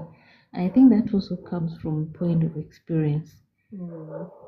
And I won't lie, I have started doing that recently, because so many times, as I mentioned here, I have been manipulated and taken advantage a lot because I used not to express my anger. Even if someone does what, like, I was one person who did not really like explaining myself. Even if I know that what is talking about me or what is being said or what angered me, or somebody that angered me did something, I'm not going to even walk to that person and talk to that person or try to resolve it. I'll just keep quiet. But I think in a long run, I learned that it makes people misunderstand you, first of all. Then, second of all, it doesn't give you a chance to really explain yourself. Let me say, explain yourself to let the person know that, okay, this is what it is. Or even if you're just expressing yourself, if someone does something bad to you, you don't have the chance to tell them that, you know what, this that you did is bad and I don't like it. So most times I find myself people doing, I let people do the same thing to me, because I never got a chance of letting them know that, you know what, I don't like this. If you do this, I don't like it. This is how you made me feel. Stop it. But mine has also been an aspect of, like, emotion. When I think of it, for me, every time I am angered, I don't even know where to start from, what to do, because I have never expressed anger in my. I told you that I used to just suppress it. I just sit on it. But when I commented that it is dangerous, I be hurting on the inside, Yeah. and most times it create bad relationship between me and the person, because I don't think, if you don't resolve anger issues or something that made you angry on someone, if you don't resolve with that person, trust me, you never see eye to eye with that person. And that's how I used to be.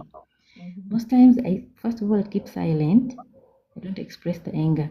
But when it comes to interacting with that person, it even irritates me more.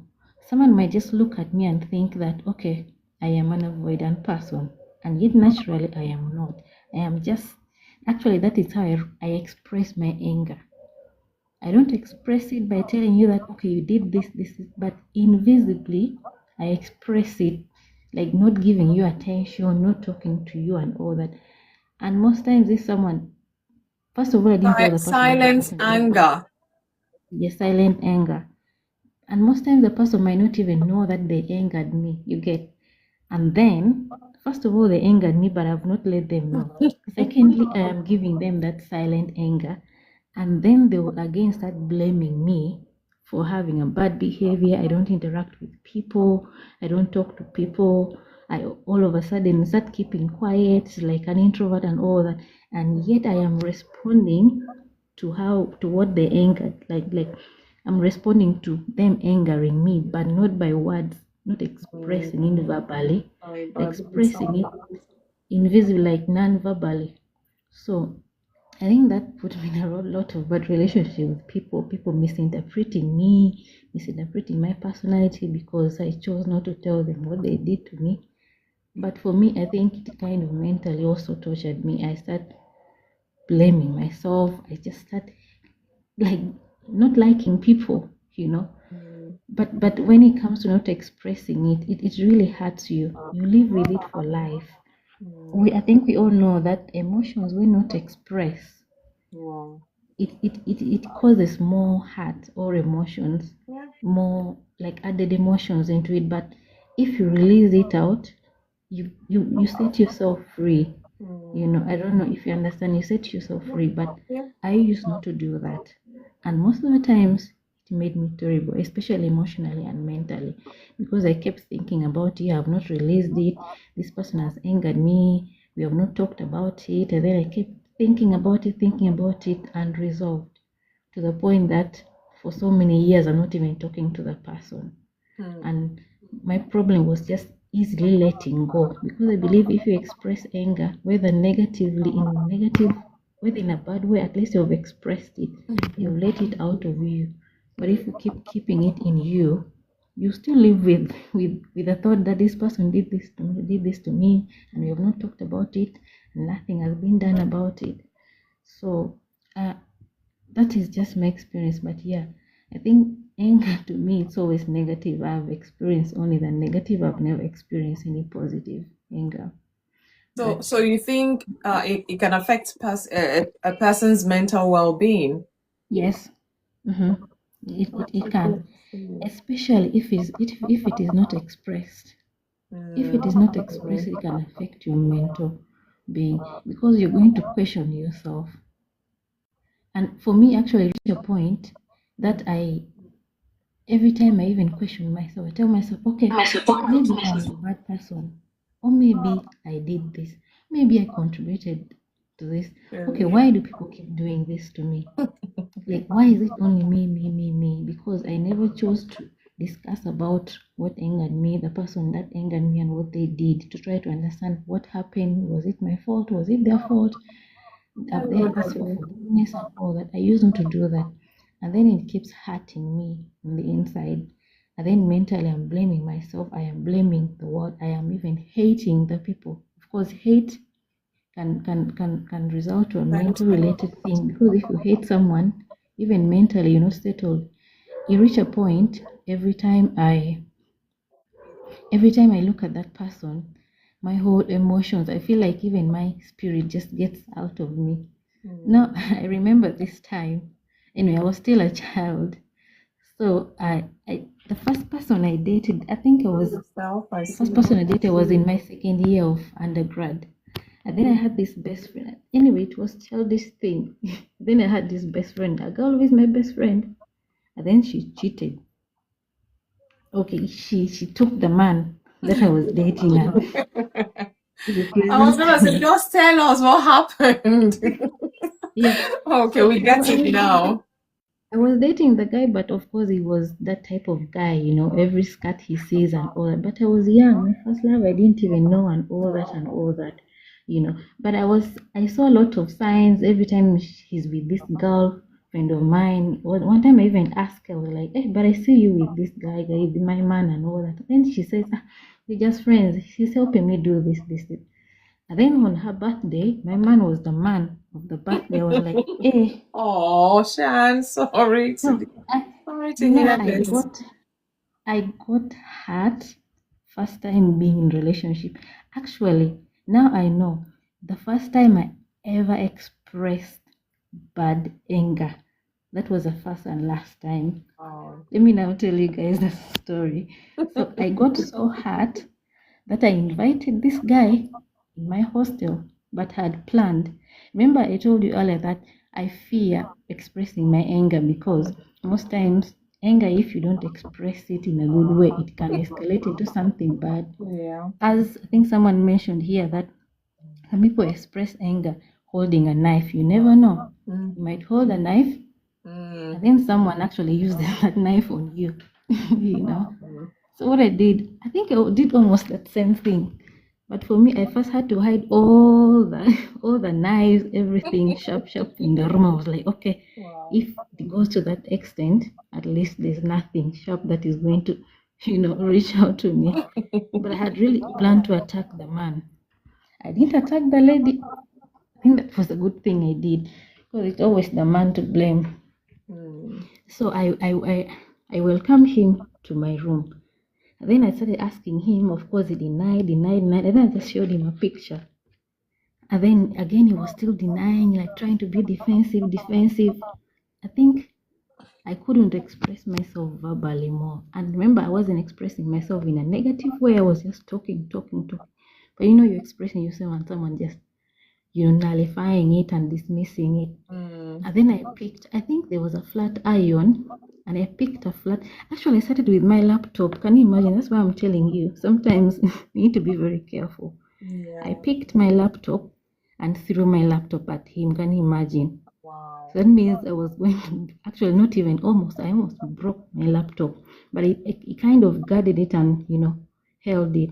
Then I picked a flat iron and I threw at him. Of course, men are strong again. He grabbed it. It didn't reach him. So at that moment, the fact that I was throwing everything, he was guarding himself. And then I became even more frustrated. But of course, men are strong. He looked for a way of escaping. He went through the door. I even at that moment, I didn't care for his life. I didn't care whether people were going to record me or I followed him up to the gate. But in no second he was. But I think maybe he had some other friends. He went into the room and hid. I followed him up to the gate. He was not there. I was like, how did this man escape? I even almost thought of knocking every other girl's room to check if he was there because he could not disappear within 1 minute, So I think that was the first and last time I ever experienced myself. But even when I prepared to attack him, I was still scared. My heart was pumping. Remember, I told you I had to first hide the sharp things, making sure that at least I'll be safe if you try to react otherwise. So, anger, when actually the time I was expressing it in that way, I'd already held on to it like for so long. Remember, I told you from noticing that they've been together, this, so I kept hiding it. I didn't express it at the beginning. I think had I expressed it, I would have known like early enough that they had a thing. And then at least that would be not too late for me to move on.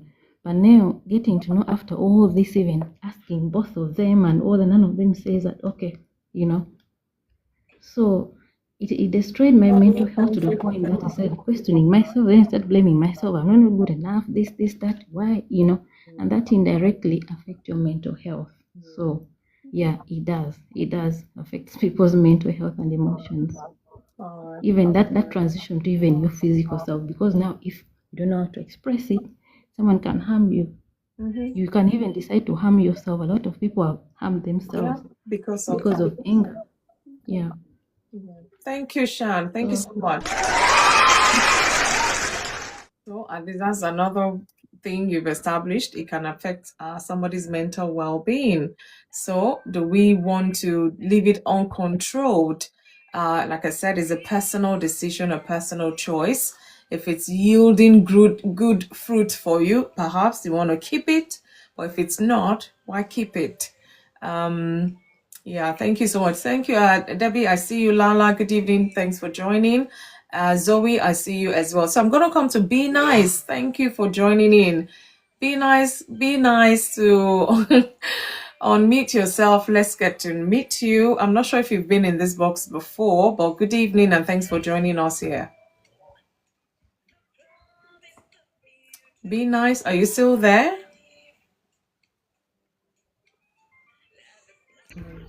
Can you hear me? Yes, we can now. You just unmuted actually. Okay, thank you so much. I think you are having an educative program, and God bless you for. Amen, and you too. And thanks for joining us here. Have you been in the box before? No, this is my first time. Yay! Well, I think I don't have much to say about this issue, but what I will say is anger is good. Is good in a certain way. Because if I have to give it in a percentage wise, I would say 70% is good. Oh, wow. Let's understand this, please. Because I don't think someone would just wake up one day and say, I'm angry or I'm always angry. It's something that would trigger the person. Okay. Right. So we are living in a society where people are very selfish, people are very cruel. They don't think about the people they hurt, the people they wronged.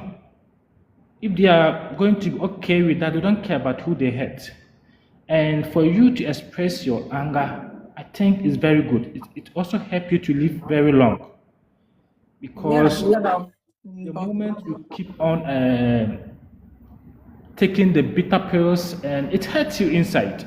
You just it's always inside, thinking about it, having sleepless nights, which is going to kill you. So how you express your anger, that will determine if it is good or it's bad. But for you to express your anger is not something that I think is very bad. And most people who are very abusive and the people that grew up in a home where they have parents that are very abusive, right? They had this experience, bad experience from their parents. They were doing something when they were young, but they couldn't express their anger. So it is in them. It is in them. And maybe in their childhood, they promise, I won't let this happen to me. In my marriage, in my relationship, I won't let it happen to me. So whenever they see that sign in their partner, they begin to voice out or to be abusive because they have promised this thing will not happen to me. So I think we have to also think about the people we hurt. Because people who mostly express their anger are the people who doesn't want to talk. People who are calm. You know, and when you are calm, people think maybe you're a fool or you don't get hurt. Yeah. You understand? So you can't keep on hurting someone. No. The moment the person begins to speak, they tag him to be unemotional intelligent. And then that's the word I don't want to hear. Emotional intelligent. You can't slap me and then tell me to no. To be smiling. Determine my response. You don't have to determine my response. You slap me and I want to slap you, I will slap you. Don't tell me you have to slap me. No. You understand? Emotional intelligence is a word that people use to control other people on how they should behave in the way they feel is good for them. No, you don't slap someone and determine how the person should respond. You understand? So we have to know how to live with people. We have to know, because put yourself in the person's shoe. What I'm doing to this fellow, is it okay? If it is done to me, would I be okay? Yeah. You understand? But you hurt someone and the person come out to speak, and then you call him, he's not emotionally intelligent, and this is the reason why most men die earlier than their wives. Because men are always tagged that, oh, when the man come out to speak, he's not emotionally intelligent and all that. Mostly it happens to men. You understand? So men are carrying all this hate I'm good, sir. Men are carrying all this hate, and they are dying. They are dying inside. Some cry in the night, but nobody see. Nobody want to hear the side of the man. They think, oh, as a man, you have to take the bitter pills. But no, that's not the way it should be. It shouldn't be that way. So I think when you express your anger, it helps you to live very long. It helps you to live very long because you bring the hate out. You bring it out. And most people who express their anger, they don't keep it in them again. The moment they express it, they are free. So when you talk about expression now, you're just talking about expression, not action with it. Yes, not when it becomes action, then it means you need help. You understand? You need help, and mostly people that go by action, or maybe they are being abusive. It mostly begins from their childhood. You know, they are hurt from their childhood, and they grew up with it, and they grew up with it. So it's in them. That's when you need help. That's when you need a psychologist to help you with that. So you're saying that it affects a person's mental well-being, if not. Yes. If you don't express it, you have to express your anger. Otherwise, it will affect you. It will affect you because you always rehearse on the things that people do to you, your hurt and all that. You can't even sleep. So the moment you speak out, the moment you express your anger, it makes you free. It makes you free. You understand? So men, and mostly it happens to men because where we come from, when a man begins to speak, they tag you with all sort of words. You understand? So men, we have to learn how to speak. Speak out. Speak out. Don't let someone's opinion, brings you problems. Let them have their own opinion. They can call you every name they want to call you. You know yourself more than them. You know yourself more than them. So speak out. If you are hurt, if you are abused, if you are being abused in your relationship, you have to speak out. Speak out. Don't keep it to yourself because when I come out, they are going to tag me with this, with that. No, it's going to kill you earlier. So men should know how to speak out. And we should also stop hurting people. Because some people are very, very, very, very good at it. They don't want to talk. They have people that it's hardly for them to even speak. And mostly we tag these people as fools, as people that are, and we keep on hurting someone. The day the person will come out to speak, then it is problem. So we have to know how to relate with other people and know how to treat people.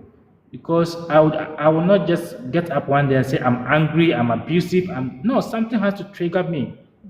You understand? So we have to be very careful when we are dealing with people. I think this is what I would say. I'm at work, so I can't speak much. It's okay. Thank you so much for your contribution. Thank you. Thank you. Be nice, and hopefully we'll see you on Thursday when we talk about marriage issues. Today we're looking at individual talks, things that affect individuals that may not make them live a fulfilling life. So we talk about this anger because if it's not well controlled, well managed, it can actually destroy a person, really. So thank you so much. Being nice is dropped off. Thank you for stopping by. Elder Kenneth, good evening. Let us go to the Elders Corner this evening. Happy Monday. Happy Monday to each and every one of you out there. For me, I would say anger is one of something that we call a habit that if you do not attend to it, it can destroy you. And it can make you lose a lot of things if you cannot control it, because there is a stage when you get to, you need to control it. And when you cannot control it, it becomes something that is part of you. And when it becomes something that is part of you, it can destroy you. It can make you lose a lot of things. It can even make you go to early grave, which that will not be our portion. Because let's start from the Bible text, we see the life of Moses. Very simple excursion. Because of the people, he was angry. They gave him simple tasks to do. Because of the anger in it, he have to do what he chooses to do. because he cannot control his anger anymore because of the people. And at the end of the day, the people that he were leading entered the promised land. He did not enter the promised land. That is one of the first lessons I learned in my early Christianity, that people around you can make you lose your Christianity, lose your way of serving God, make you not to hear from God anymore, because they will so do you. They will tell you that, are you the only person in the church? Are you the one that want to represent God here on earth? So anger can make you lose a lot of things, and if you cannot control it, that is where it becomes a problem. In marriage as well, if you cannot control your anger in marriage, everything your wife talk, you want to react to it. You're going to end up sleeping in the car. You're going to end up in the police custody if you don't control your anger, because he say move with them because they are wicked vessels. And if you don't have that sense, you want to retaliate. Because when I first get married, I did not understand these things. I was bombard my wife. Anything she say, I will retaliate. Oh, Tina elderly man say to me, that is not the way. There are some things she say, if you cannot bear it, you walk away. Mostly when we first have my first pregnant, my first baby, I see the reaction, the way she's doing things, the pepper body, everything. So until I get the understanding concerning this anger, I have that person, somebody that don't tolerate this as well. But it get to a stage, for me not to lose my lovely wife, I have to be careful. I have to treat her, address her the way she want to be addressed, make peace as well. Even she's the one, I'm the one that is conquered, I will still be the one to apologize. All is wisdom. That's what makes you a man. Because if you want to follow our lovely wife with the way they behave, many of us, maybe by today, we won't be I won't be where I am today, because maybe by a long time we will just share body, this has gone away, this has gone away. But because of our maturity, that anger, when I see the face, when I see the mood, I will just use when to leave her alone, because I see that the anger in her is not a good one. Likewise, me as well, when I'm angry, I don't want to pour it upon my wife or my children. I will just suffer and leave the home for them, go somewhere else to cool myself, and later on come back. That is one maturity. You must be matured in a certain stage. You must put away that childly things, because Apostle Paul said, when I was a child, I used to speak like a child. When I become an adult, I take away all those childly things. A lot of men today, they haven't matured to that stage. That is why you see everywhere, you see matured man still behaving like a child, because he cannot control his emotion, because he cannot control the anger in him. We need, as a Christian, and a human being here on earth, whether you are a Christian or you're any religion that you are, you need to control this anger. Even in your place of work, people will do you things that will make you get annoyed at times. But because of the maturity in you, you have to control it, because that is where you get your daily bread for. That is where you get your wages for. A lot of people don't control their anger. That is why you see people fighting in the place of work. And you know there is a policy that in your place, you cannot fight in your place of work. Because of that, your anger, you keep it at home. You put it in your pocket. The moment you step into your place of work, you keep that anger in you. Know that everybody is an inbuilt something that every man, every woman have. But we have to control it, so that it don't control us, and so that we don't get into trouble as well, and so that it don't take us to early grave. I heard the last speaker was saying that a lot of men are passing out before their wife, because they choose to, like my father, I think they choose to, because now we men, we have wives. We have wives, not like that. Those times, everything we react to those things that don't matter. Now I look the things that matter, and I look the things that don't matter. I put the things that matter, put them aside, and the one that I want to run with, I run with it. The one I don't want to do with, I take it away, because that is not part of me. For me, I would say that this thing, anger, have destroyed a lot of people.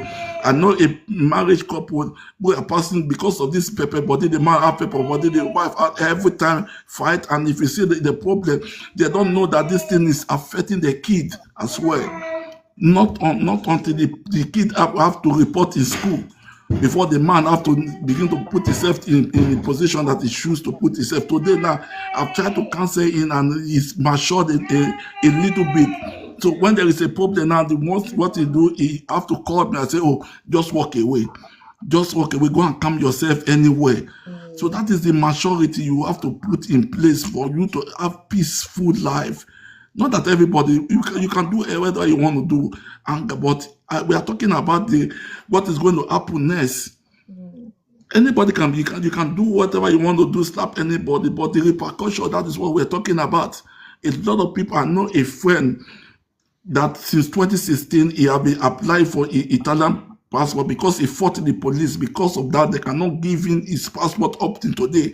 And when we went to take lawyer, that is what the lawyer say. Because of your anger, because of you cannot control your emotions, see what they have caused you. People are move on with their life for see you are still in a position that you are not supposed to be because of your anger. So I beg everyone, you need to control your emotion, control your anger. In the time that you cannot control it, look for something to do. If it's war, that is what I used to do. If it's war, if you are a man, you want to punch the wall, punch it. If it's that's what you say you are angry, you punch the wall, then you will see the repercussion. Then when you punch the wall, then you will land up in hospital, then the pain will be in you. Instead of you pouring your anger to people, innocent people that is around you. And a lot of women as well, please be careful because your word at times it do hurt the men. But because we are trying to control in ourselves, please, women, be careful. Control yourself as well. The anger is in both sides, it's in the man, it's in the woman, but both of us, we have to control it to the betterness of every one of us. God bless you all.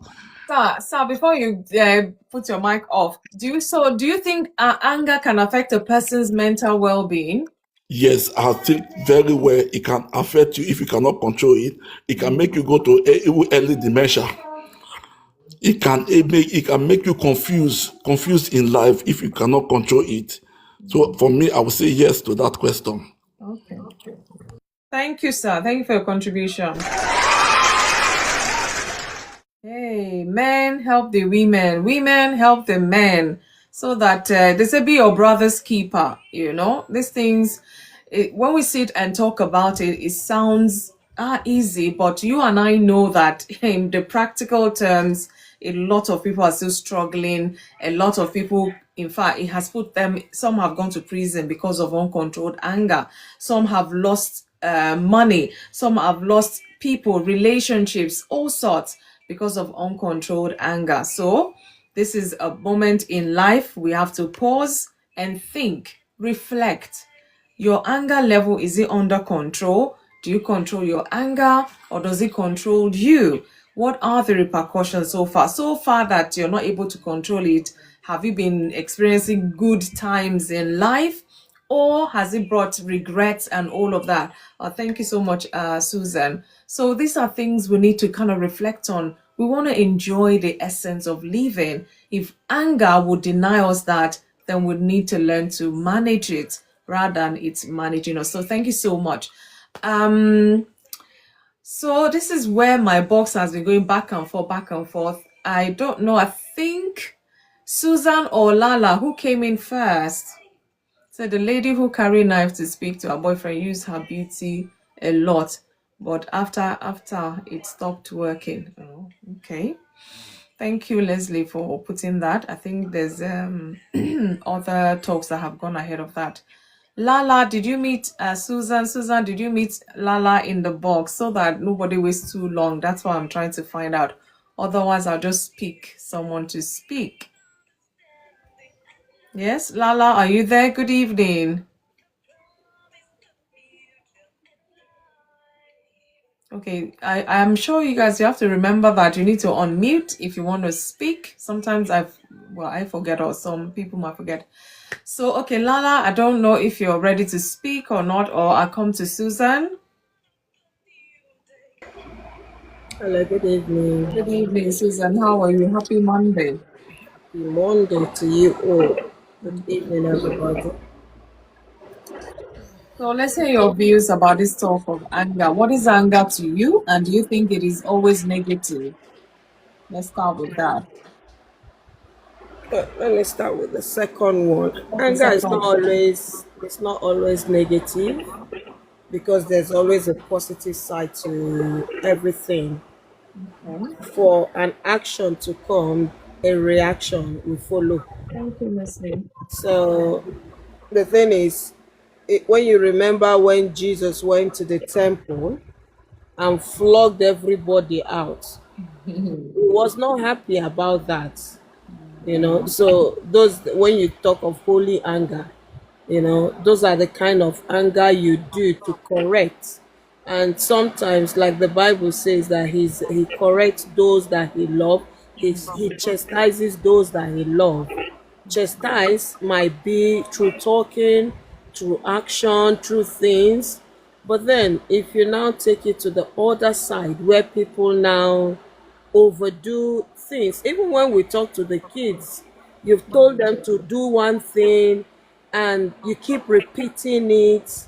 One day you will now get angry, and that is when the hands start talking. So will you now say it's of the negative side? No, it's not. Sometimes you express your anger by, talking.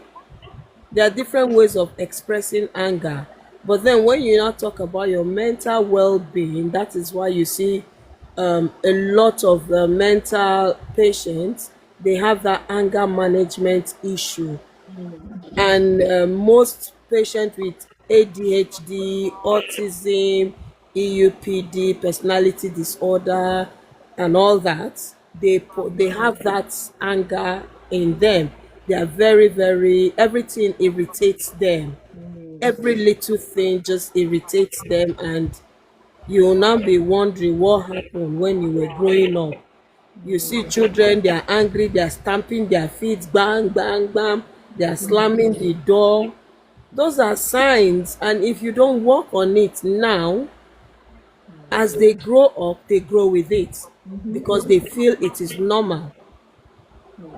And children, some not even children, you see people, they want something, they request for something, they want it done now, as in, as I'm talking, I've not finished my sentence, let it be done. And they don't have that atom of patience in them. And when you don't have that atom of patience in you, every time you're boiling up, every little thing just stirs you, you're just angry for no reason. Some people are not even happy. The world we are living, it is racing. We all feel that 24 hours is not enough again for us. Everything is racing. And the bills has to be paid. You're angry, you're working, the bills, it's as if you are working and they're collecting the money. All those things build anger. But then it's how you relate, how you deal with it, that matters. Nobody says you shouldn't be angry. Even Bible say when you're angry, don't let the sun go down in your anger. So God knows that it is necessary, it is important to be angry, but do not do anything evil without anger. But then the world today are now handling anger like illness. You're depressed, every little thing you're angry. Somebody say hello, you will now read meaning to that hello. Why did you say hello? Why did you say hi? Why did you say good morning? People just read meaning. Meanwhile, something else is making them angry, transferred aggression. There's a lot going on. And that's why we should not take it for granted. Now, when we talk about our homes as well, every little thing we snap. I didn't get all the submissions, but I think I picked a bit of Elder Leslie. But you know what? There are sometimes you express your anger in a good way, like what his wife did. You need to express it, because sometimes some people don't listen to, I don't like this, they like, hey, come back, they like that. That's when some people's brain will reset. They don't like that low tone. And well, sorry to say, you know, the Yorubas, when they are talking, you think they are fighting. Even the Zimbabweans, when they are talking, zoom, zoom, zoom, you're like, what is it? Why you people shout? They are laughing. And you are thinking they are quarreling. You Yeah. see some people on the phone, they are talking, they are shouting. So the tonation as well. Inside, I see you. The tonation matters as well. So some people misinterpret anger in different ways. But then we should now understand that anger can affect our mental well-being if it is not properly handled.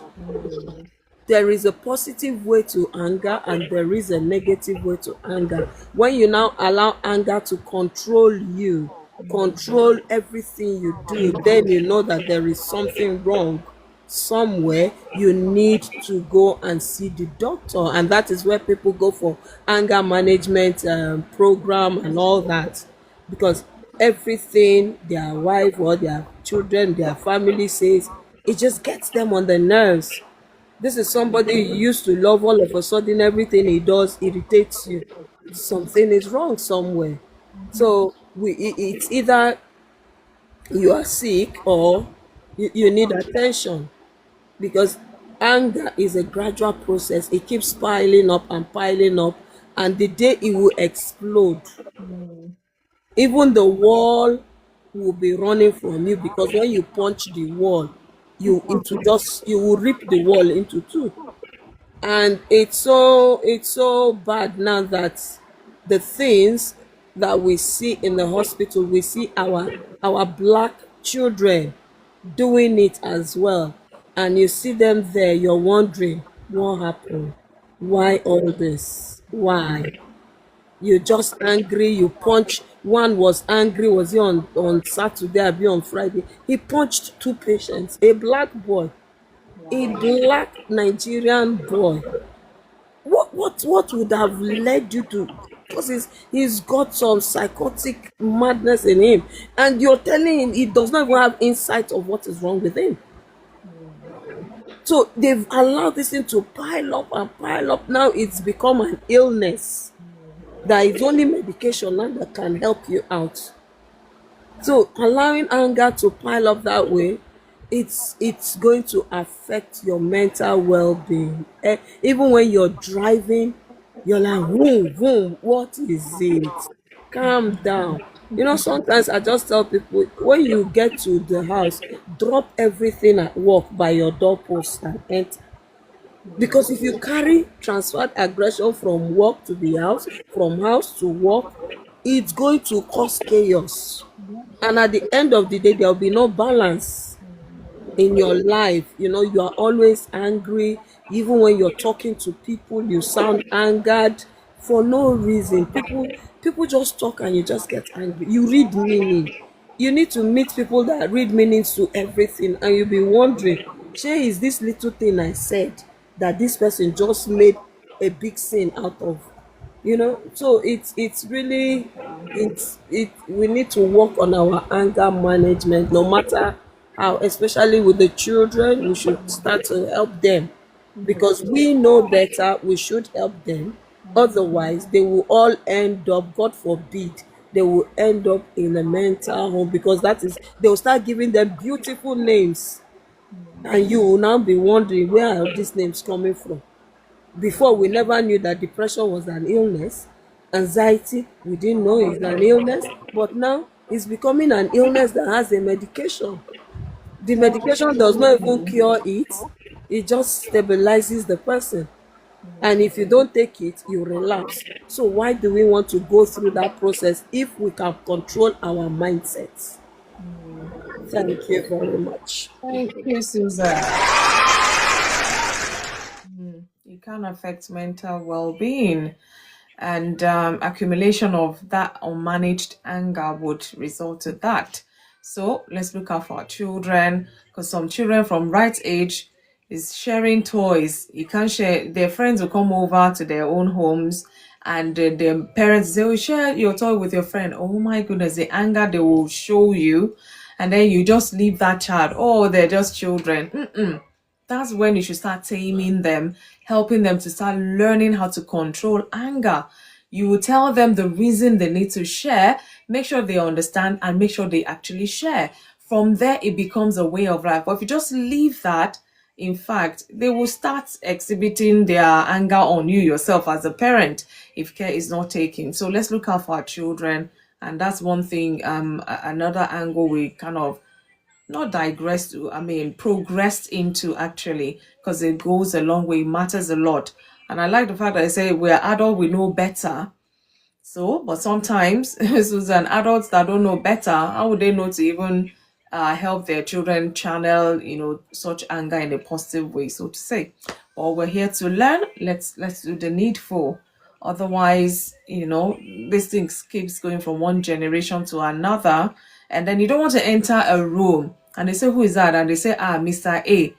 Everybody just take cover because they know the kind of anger your family will show or you yourself will show. You don't want that, because then you say, "Oh, you've been stigmatized," or this, but that means you need to remedy that situation. And how? You have to make the changes such that even you yourself can see that you've made a change. And then it's a matter of time people will see that as well. But you cannot fold your arms and think that anger is going to manage itself. No, it will manage you. Thank you so much, Susan. Lala, are you there now? Good evening, Lala. Oh, I'll go to the next person. Lala, good evening. Okay, let me come to, is it Debbie or Zoe now? Debbie, did you meet Zoe, or Zoe, did you meet Debbie?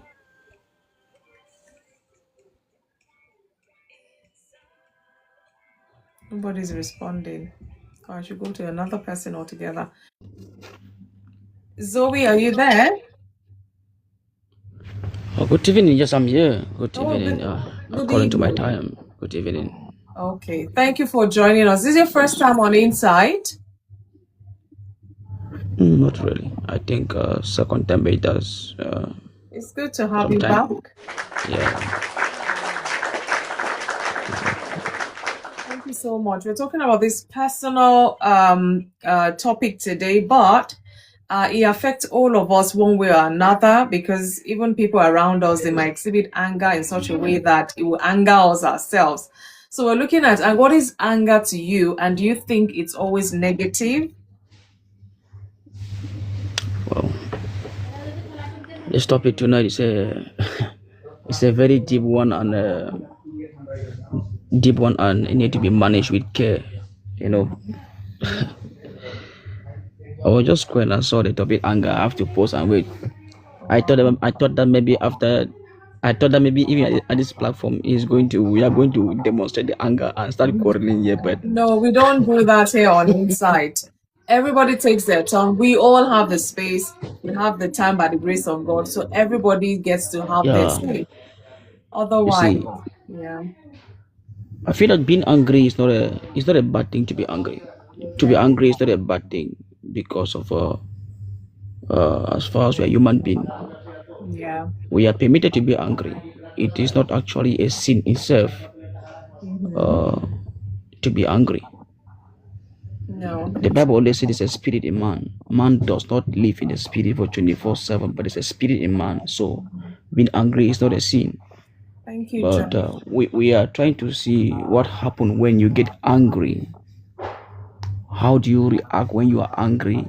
It becomes a problem. You can see the level of maturity of people when they are angry. But there are things that people do to others that can anger them to a level whereby they feel that they can't let it go. So they accumulate so much of anger that they get provoked and irritated in any little thing. So I feel that anger is being sponsored or powered by a force. It is not just an ordinary thing, because I've seen people, they can be angry for no reason, and to that extent whereby they find it difficult to breathe when they are angry. So I have sat down to pray about it, to look at how the people react, to know what actually is causing this thing in their life. And I come to a conclusion that it's not just an ordinary thing. It's being powered by a spirit, and a very demonic one. Some can testify to it. Some might not know that what that behavior or that anger issue is not something that you can just handle casually. And it involves fasting and prayer combined with a lot of counseling. Yeah, I agree.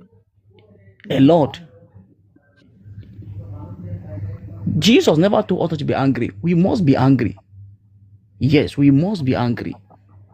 But once it becomes the level that you get angry for a longer time, and you can hear someone tell that, over my dead body I can never forgive you. This one need, in short, he need days and years of fasting and prayer for God. In short, he need mercy. They need deliverance. That people can deliberately keep things in their mind and swear over that dead father grave that they can never forgive. It is they are being powered by the devil that cannot succumb to anything. No matter the counseling, no matter the pleading for them from the general overseer, from their husband, family members, they can't just let go. It is not an ordinary thing. So when I look at the way, we know that there are some issues that people go through that people do to others. You see that even I'm sorry is not able to solve that issue. So sometimes we don't need to be careful. The Bible says, guard your heart with all diligence. Your pastor will hurt you. The people you look upon so much will hurt you. Guard your heart.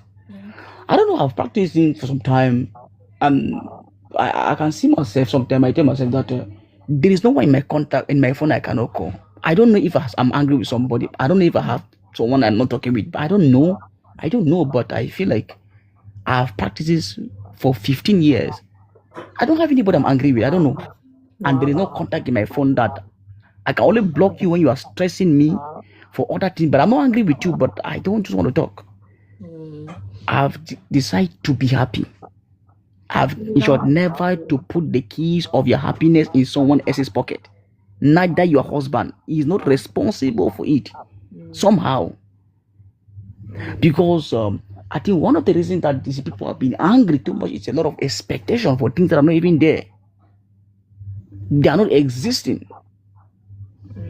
They are angry. Anger everywhere. Someone can look at you and tell that I have anger problem. You should know that. And he's happy about it. He thinks it's a joke. But he doesn't know that thing he's saying is giving glory to a God. That I know you are here. I amplify it that I have you in me. And I'm telling him that I can do anything. So meeting someone to relate with what I say as a partner, sometimes it is good to provoke them to know how they react when they are angry. You will be scared of that beautiful lady you are saying. If you get angry, oh my God, you will not know the kind of things that can happen. Good evening. And some of them grow up from a background whereby they were so mistreated. They treat them so badly that and they feel that they're coming to meet a person, they will find father in them, elder brother and husband, and they came inside become another problem. So some of them grow with that anger inside of them. They grow up with it. They grow up with it. They can't just let go. Jesus said we should be quick in listening but slow to speak. Quick in listening but slow to speak. I look at a mature man, but how he reacts when he's angry. How you're able to manage pressure.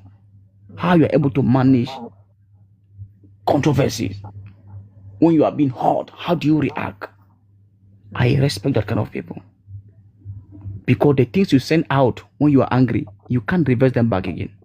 It has been spoken. If you take a piece of paper and a needle, you pierce holes on that paper, and you tell the paper that I'm sorry, the holes never locked. That is how I was being taught. Those holes you pierce on that paper, you pierce like 100 holes. You look at the paper, say, I am sorry. Those holes you pierce, those are the words you speak. And after saying I'm sorry, apologizing, it does not close that holes. They will say the men there. And that is why some people grow up with this anger, and each time you provoke them, they remind all the things you have ever done to them. Yep. Sometimes it is we should be when you're angry, we should be very careful the kind of things we say, because it does not only kill the person that they are closer to us, but sometimes we will be accountable by God for the things and the careless things we say. It does not only destroy people, it does not only send people to early grave, but people, should you that use those statements and those words, we will be accountable for the careless things we say. There are people who are going to early grave not because of anger issue. They're dying because of anger. I just feel that we should be careful with the things we say, even while we are being offended by others. We should be careful, slow to speak, quick to listen. It is very important. And Jesus will surely show any family mercy, because that anger is not something to deal with it casually. It's a devil, and a very strong one. If you like, you joke about it. I'm telling you, you will react in the public, you will react in the church, you will display your character everywhere. So you don't know what is happening to you. It is not you. There is something behind it, which we need to manage carefully. Indeed. By mistakenly, a lady smash someone, or somebody by mistake smash a lady in the public, the lady reacts so badly. Never knew that person, he reacts so badly, it was a helper the next few minutes. You have to be very careful. I submit here that God will surely show us mercy. Amen. It's very bad. God will show us mercy. So thank you, Zoe, for that. So do you reckon that anger can affect a person's mental well-being? Yes, it can affect our mental well-being. Your IQ level will be very low. I feel that when you're angry, you miss a lot of opportunities. It will surely kill you. It will surely kill you before time. Yeah, to be honest, it will surely kill you. It make you look old and diminished. Because anger is like complaining, and before God, nothing grows up be angry. It's constant praising Him, thanking Him that He blesses us. Whether you are angry, it's not sentimental. It doesn't move God. It destroys just you. It doesn't have anybody. Oh, true. Please repeat that again. Sentimental. Please. Yes, God is not sentimental. Whether you are angry, He sits on the throne. So the anger, in short, it helps you. It does not help God. Because nothing grows up by complaint. It is constant appreciation before God that become an application for more. So whether you are angry or not angry, He's not sentimental. Cry, get angry. He does not care. He has done it. Oh God. So there are people, if they have means, tomorrow they will take God to court. But He does not. He has done it. Okay. Thank you so much, Zoe, for your submission. Thank you. If you like, be angry, or if you like, God is still God and is seated on His throne. There's nothing you can do about it. Imagine, sometimes you pray to God, and when God says no, nobody likes it. When God says no, or He doesn't answer, nobody likes it. And then we go angry, like, this God, you've abandoned me. You've forgotten all the miracles, all the sleeping and waking. You're going safely, coming. You forget every other good things He's done. Just because of this one thing He hasn't answered, you feel you have every right to be angry at Him, and we'll just be looking at you. He's still God, no matter what. And that's why your mental well-being, I would check, is it intact really? You want to be angry at God to what extent now, really? But thank you so much, Zoe, and it's good to have you here on Insight. Hope we'll see you on Thursday, 8 p.m. same time, but we'll talk about marriage talks on Thursdays. Thank you so much. I appreciate your contribution. So I'm going to come to Lala. Once again, I'll come to you. Are you there now to speak? Lala, are you there? Otherwise, I'm going to go to Ebony. Okay. Lala, you have to unmute to speak. I don't know if you're talking or... You're not even by your phone now. Okay, I'm gonna come to Ebony. Ebony, good evening. Thank you so much for waiting. Appreciate your patience, honestly. Good evening to you. Good evening. That's cool. How are you? Fine, thank you. I think you've been here before, yes or no? Yes, I was here last week when you were Last talking week, because about, I yeah, remember. Thank you the for coming marriage back. one. Okay. I enjoyed it last week, so I said to myself when I saw it, I said, yeah, let's see. So hopefully you're enjoying this one too so far. Yeah, it's an interesting topic. Okay. It's an So, interesting topic so because want to hear your views really about it. Do you want me to repeat the question, or you have where you're coming from with it? um if you can repeat it, but yeah, I do have an angle I want to kind of trash or Okay. kind of speak about. So we're looking at anger. What is it to you? What does it mean to you? And do you think it's always negative? And then can anger affect a person's mental well-being? Or you can start with your angle, really. I mean, anger is more of when you think of, I think people look at anger and they think of it in terms of words, something you're stressed, you're frustrated, something's happening, somebody trigger you and you just went off and you're using your words. While expressing is good, I'm also working on this angle where some people don't look at words. They don't use words, they use action. Some people might go with that's when you now have the physical one, when they probably go with punches. Some people might go with retaliation. Maybe somebody's done something to you and you're thinking, yeah, I'm gonna get you back, and then you go for this insane idea of how to get back. Revenge. That's one angle to look at it. And while I feel anger is good, personally, I feel it's good to get angry because sometimes you just need to release the tension. But like the Bible says, be angry. So it's possible to be. The Bible did not say don't be angry. Be angry. It's okay, but do not sin. Now, if we not have to apply do not sin, then it's throwing a caution. It's saying you got to be careful with your words. You're going to be careful how you speak. You have to, while you are angry, still be conscious of your senses. Ajax, I don't have an empty box, sorry, Ebony, at the moment. Yeah. Maybe 1 or 2 drops of I can bring you up. Yeah, so please be patient, yeah? Thank you, Ebony. Carry on, please. Yeah, so you still have to be conscious of yourself. And I'm not sure how many people are fully conscious of themselves when they are angry. But it is something the Bible says is possible. It means you can actually be conscious of yourself. Yes, indeed. And anger, some people would, it could be anything. It could be somebody who just gets to annoy you.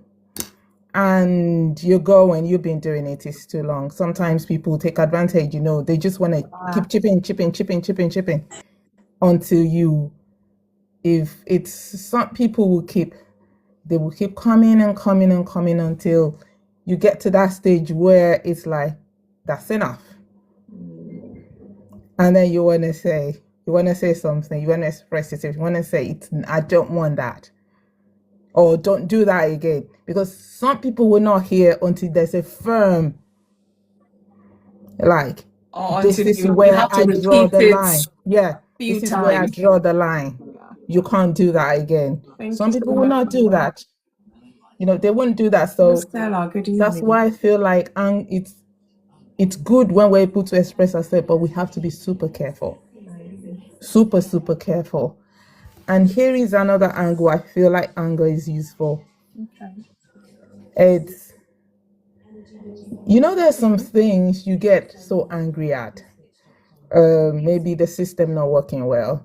Something you're doing is just not, or some plan you're trying to do is not working, or somebody just, yes, maybe intentionally or unintentionally stepped on your toes. And that was like the drawing line of, okay, I think it's like a motivation to take action. So you're not responding to them. in words personally, but you're taking action to ensure that doesn't happen again. And that angle I like. So most of the time I would go get angry, please, and do those things you've always wanted to do and you've been saying somebody else is doing it, so I'm not doing it. Go do it yourself. So looking at it from those angles, I'm feeling like, yeah, we can get angry. Yeah, we can release the tension. Yes, we can do everything we want to do, but we have to be careful, very careful. However, there are unnecessary angers. Some people are just very quick-tempered, easily angered. I mean, it could be, and for those, if you realize you are like that, like it was suggested earlier, maybe you might need a therapy or some kind of management system where you'll be able to control it. And if we find ourselves in that place, that would be, and it's hard. It's very hard to admit that this is what it is. But it is at that stage important to seek professional, help. So yeah, I think on that note, I would say go get angry and do the impossible. Thank you, Ebony. Yes, channel it positively because it comes with a lot of energy. Channel it into a positive space and achieve something good with it, really. Thank you so much, Ebony, for the angle you've brought to it. I don't know, he's dropped off. Real Stella, I thought you were up now. I had to drop you, Lala, because like 3-4 times I've asked. I don't know whether you're even there or not. But Lala, if you still have something to say, please send me an invite. I think I have a free box there. Please, guys, send an invite. Whoever is first on there will get to come into the box. Thank you so much. So let me come to Debbie. I know you're there, but don't worry. I know you're here. So, Real Stella Vic, how are you? Good evening. Thanks for joining us here. Happy Monday to you. You have to unmute because I've had to mute you. Okay, I'm gonna accept you now, Lala. Yes.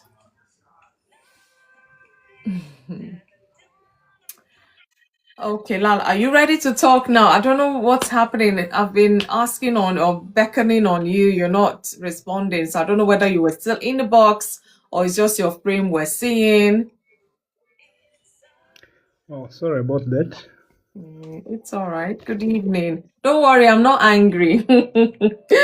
I'm not angry, but I just wanted to know because other people wanted to speak. Now he's dropped off again. Lala, you will have to come back. I don't know what's going on, but please, if you're in the box, the least you can do, help me like the live so that you're not kicked out or something now start happening to your microphone. Please help me like the live. Thank you so much. Sorry, we lost you for a second there. Oh yeah, I'm here. What are you doing, Lala?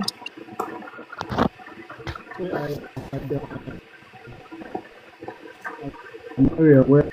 Very poor network. I think, yeah, the network is fluctuating. But hopefully you can hear me now. Yeah, it's getting better. I don't know what you're doing, but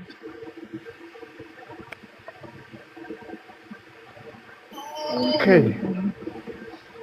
Yeah, let's hear you.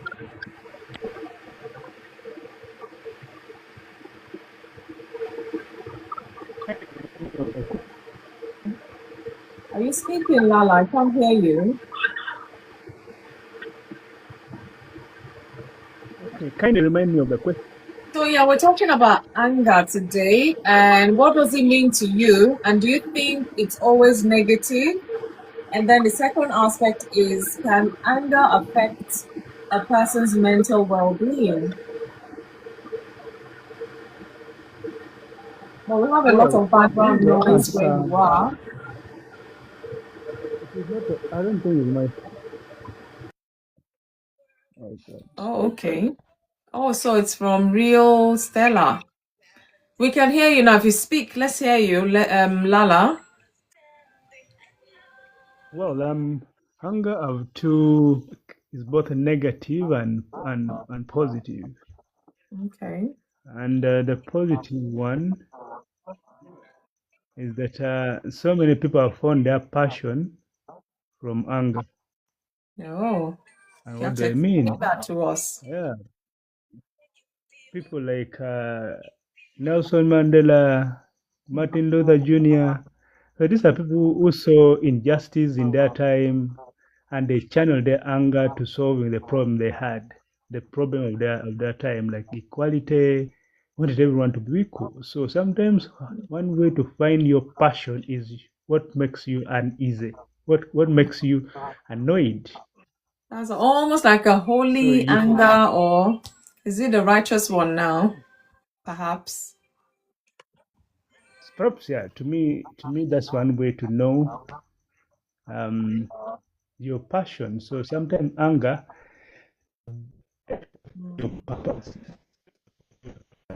That's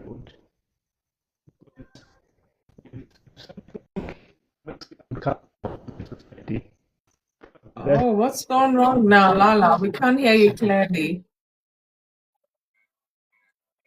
Did you change your location? Okay, yeah. It's, I don't know. You might have to stay put, please, so we can hear you. Is it a volume or Can you hear there's me? some?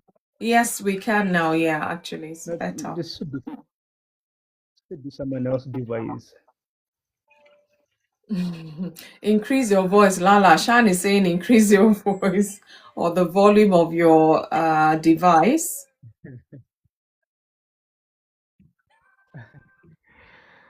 Uh, okay, if you can hear me, I can proceed, please. Yes, please. Yeah, it's better now. Hopefully stays.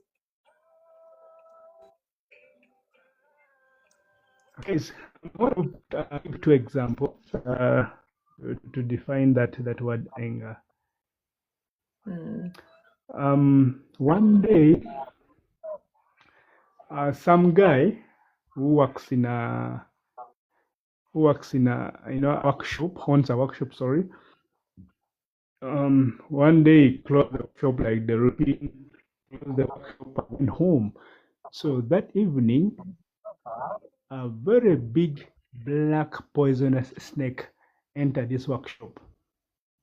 And I as the think it was snake you. was, You've shared this story. You have shared this story here before. I remember. Yeah, go on, please, for the sake of those who are just joining us today. okay, thank you. So for the sake of as it was moving around looking for what to eat within the workshop, so this snake bumped into an axle. So as it was moving, the axe had to cut it a little bit, and now the snake to move back and look through the what caused it the pain. So it saw a blood on the edge of the axle.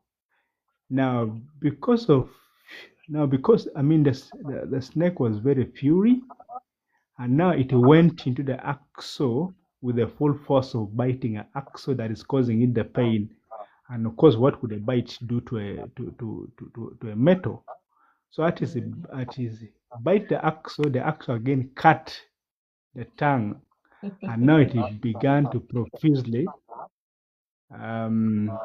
bleed. Now, out of arrogance, now this time around, it wanted to respond because it realized that something is now fighting it. So it had to strangle itself against the axle with the aim of breaking the axle. So as it strangled itself at the axle had to cut it. The axle had to cut it into pieces. And this snake died painfully died on the edge of this axle. And the following day, the owner of the workshop came in the morning and finds a very big snake lying on a pool of blood in the workshop. So the question comes: what do you think has killed this snake? What killed the snake? That word you're using. Mm. This snake died not because of somebody's problem. It dies because of its inability not to control its anger. Yeah. So sometimes when we are hungry, we try to cause harm to others. But as time passes by, we realize that we have caused more harm to ourselves instead. Mm. Mm. Sadly. So sometimes you want to respond, you want to react because someone or something has caused you something. So in the end, by that reaction, you realize that later on you've even caused more pain to you even than that person. So sometimes for a happy life, the best we need to do is to learn to ignore or overlook certain things, some people, some incidents, or some matters. Yeah. It is not necessary that we need to react to everything. Sometimes you need to step back and ask yourself if the matter is really worth you responding to Yeah. or reacting to it. Yeah. So then lastly, I think also something. Senior man, A I couple see got you. married. A couple got married, and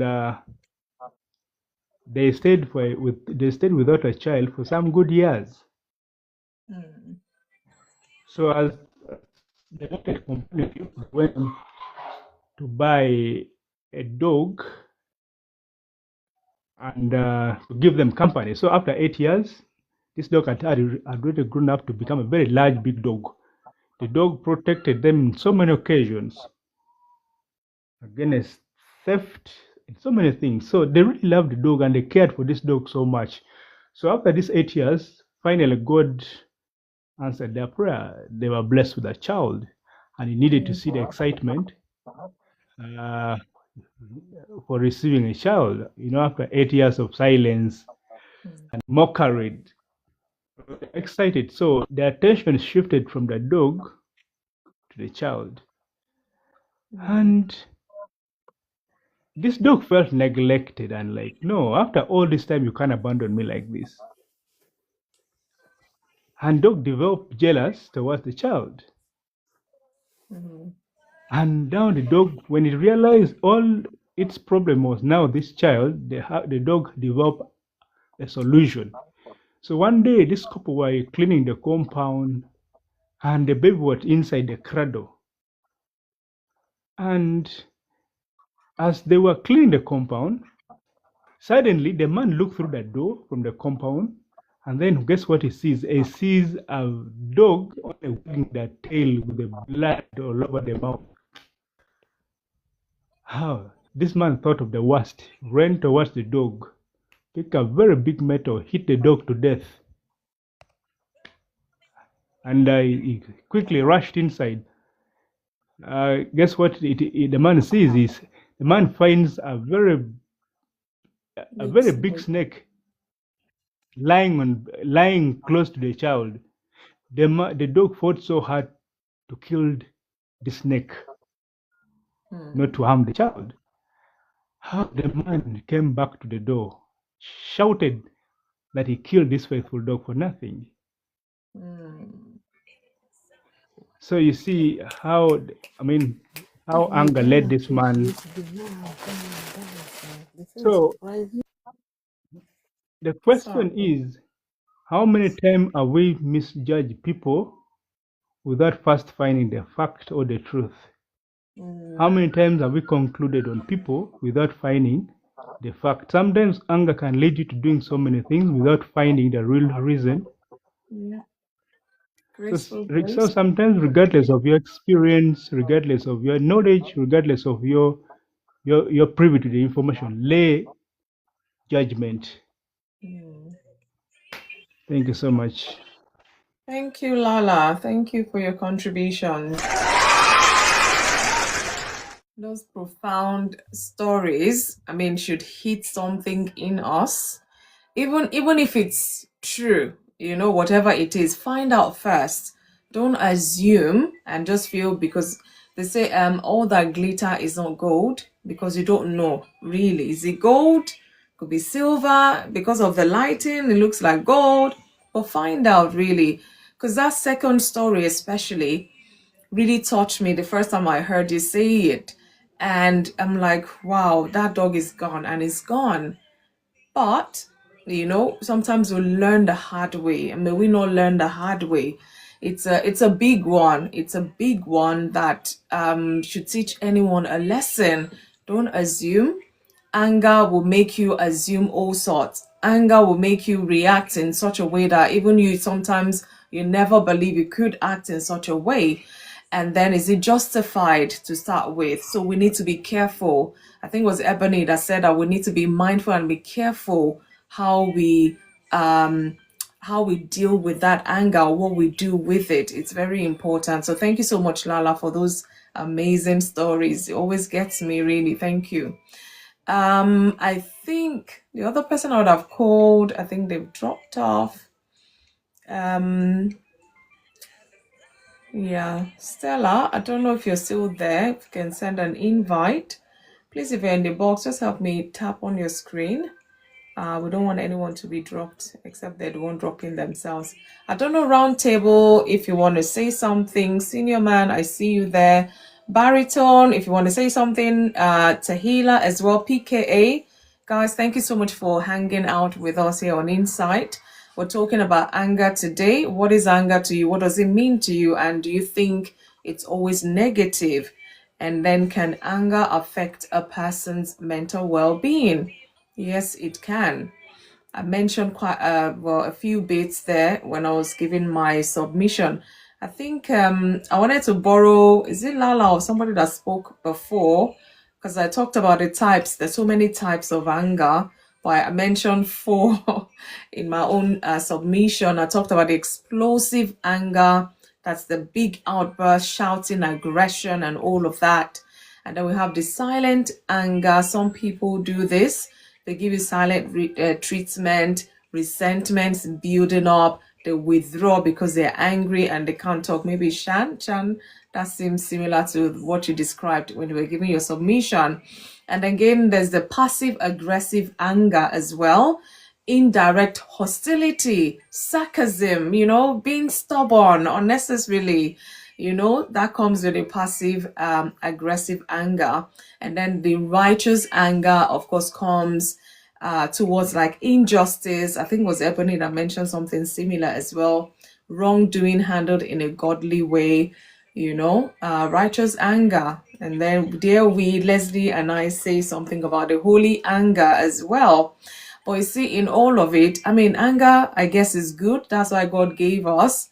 But what we do with it makes it bad. Just like money, people say money is good, but the love of it makes people do and undo.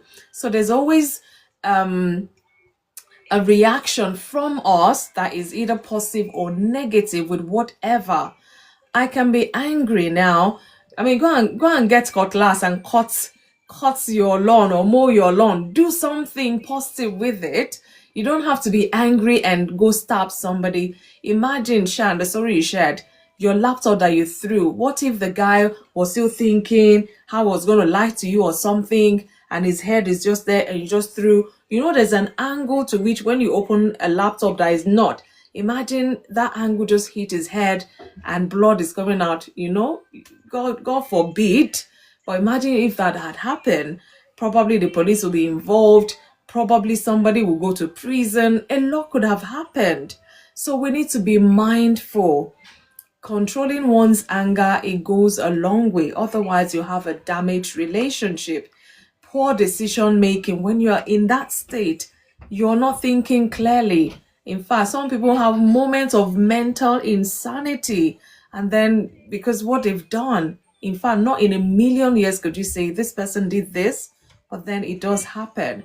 So we need to be mindful that we're able to control our anger or channel it in a positive way such that it doesn't cause stress, bitterness, anxiety, some people, headaches, high blood pressure, fatigue, all sorts. and it affects your not just your mental well-being, your physical health if care is not taken. So there's a whole lot that I talked about in my talk as well. And again, we talked about how to manage this. You really need to be self-aware, because if people are telling you, oh, this and that about your anger, you need to control, and you think they're all talking gibberish, at some point, if you're not aware for yourself, I mean, there's hardly much you can do. Find out, you need to identify what triggers you and how you react to that, and why do you react that way.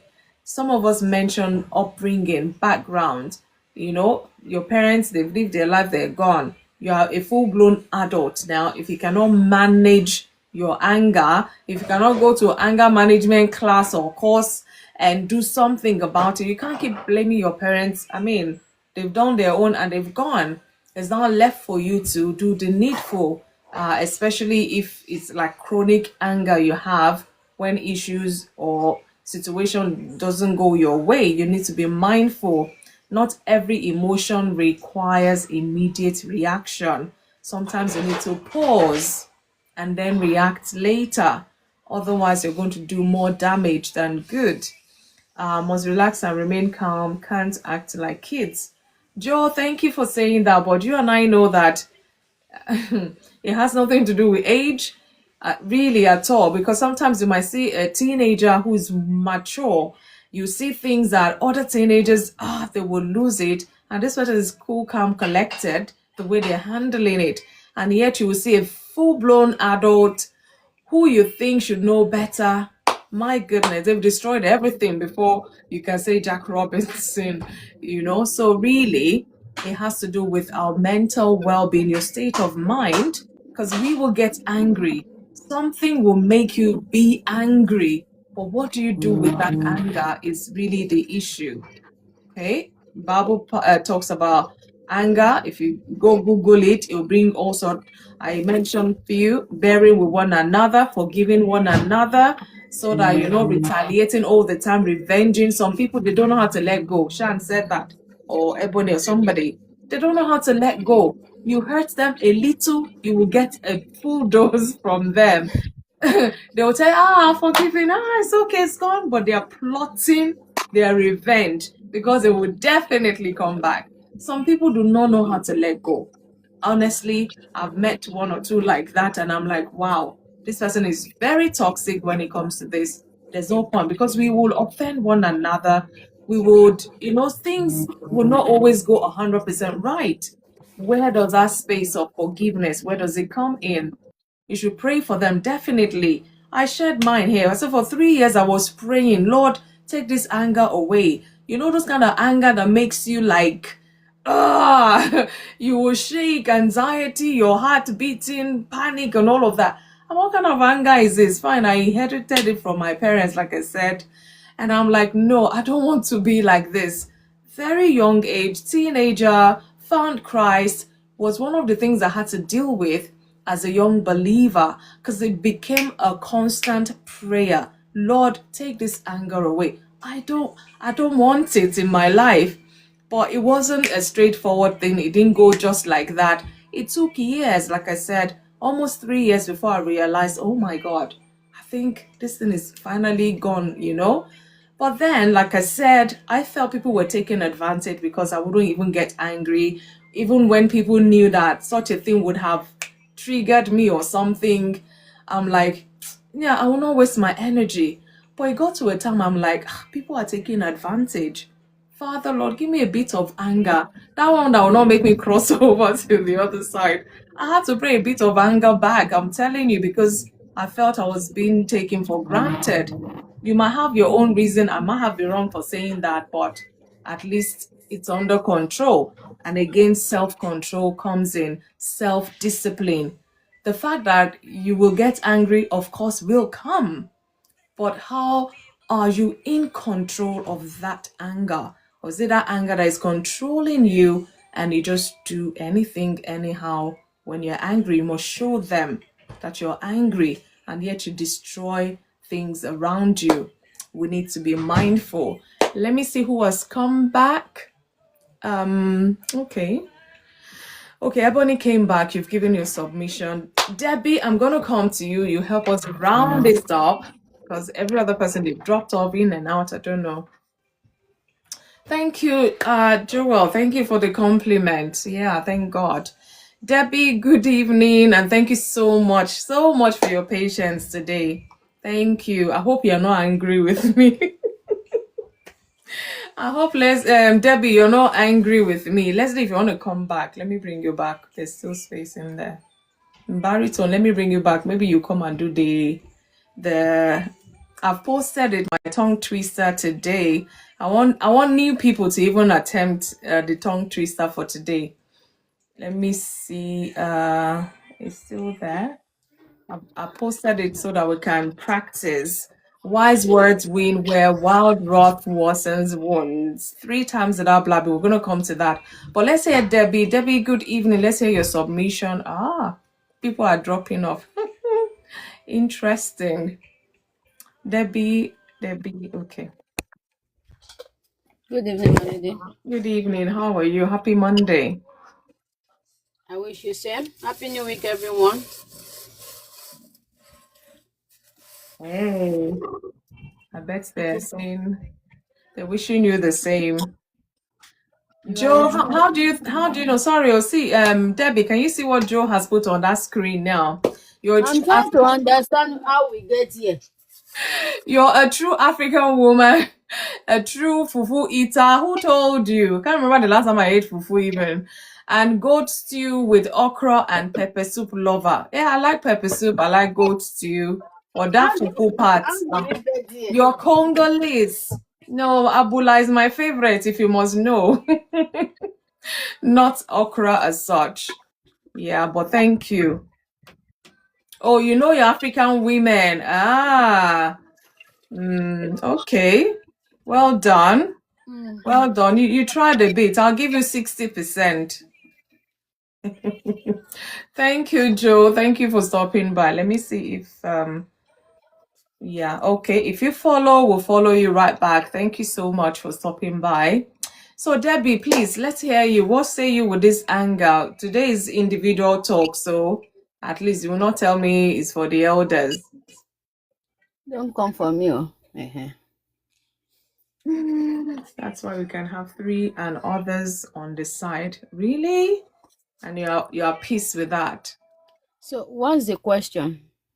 We're looking at anger today. What does it mean to you? And do you think it's always negative?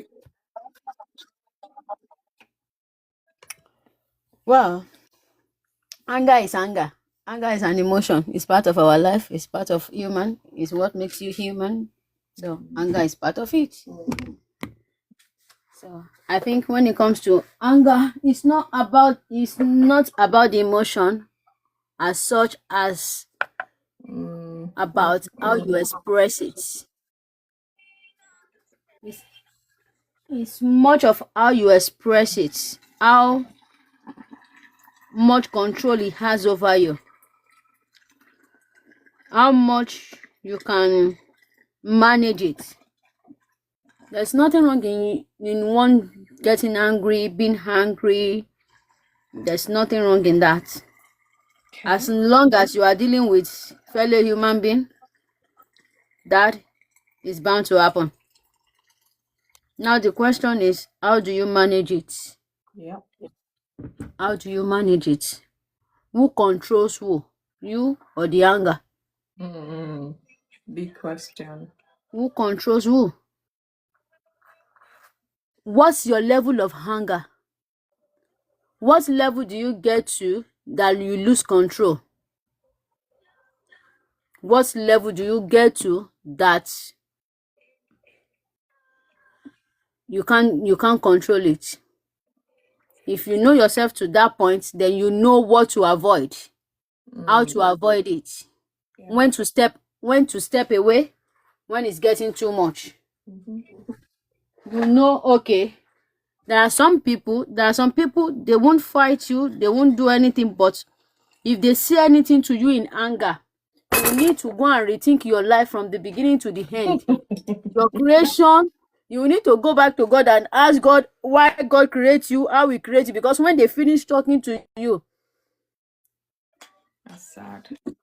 you won't like it. And there are some people, anything their hand touches,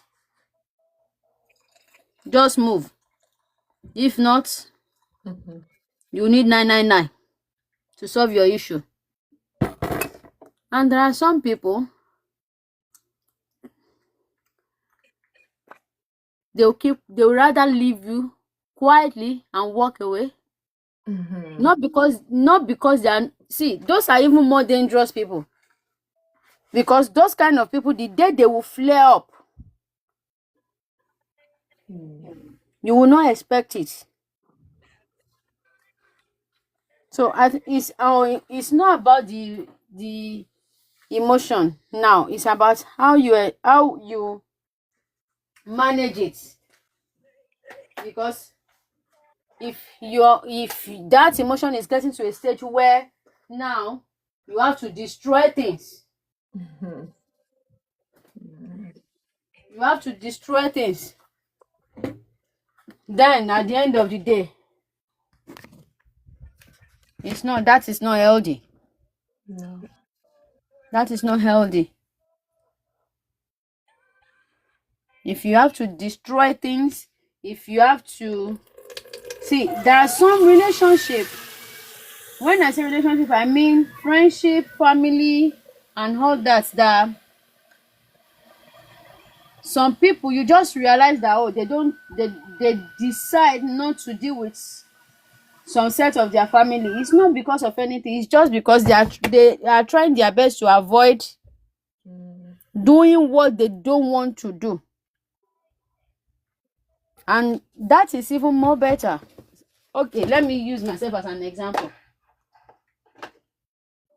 I get upset, but I don't get upset because I weigh my anger.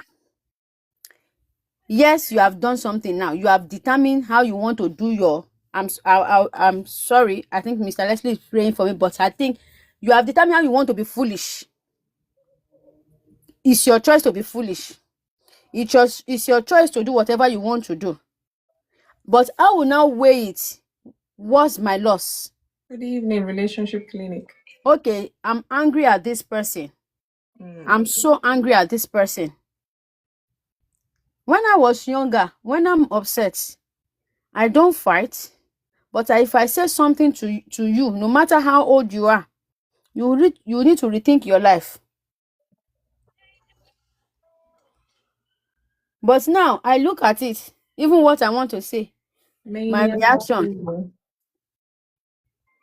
at the end of the day, that emotion, because once I get upset, if I let it out, if I don't let it out, 15-20 minutes after, I'm still vibrating. I'm disoriented. I can't do anything. I can't. Why? All for what? And the person that got you upset Long gone. is feeling okay. I was like, Debbie, wait. Yeah, you are angry now. Okay, let's put it to use. Because at the end of the day, that's why I said you need to learn to know yourself so that you know your limits. I'll rather move away. Not because you are wise, not because you've won, but because you are not enough for me to waste my emotion on you. Thank you, Ebony. You are too less of a value to me to waste my emotion, to dwell on that. No, sorry. Because if you can think in your heart and do whatever you believe you are doing, that is you presenting yourself to me. And why will I now waste my emotion? Why will I? Yeah, I'm upset. Okay. Get me a bottle of wine. Let me step it down. Whatever I cannot control, because at the end of the day, it's my loss.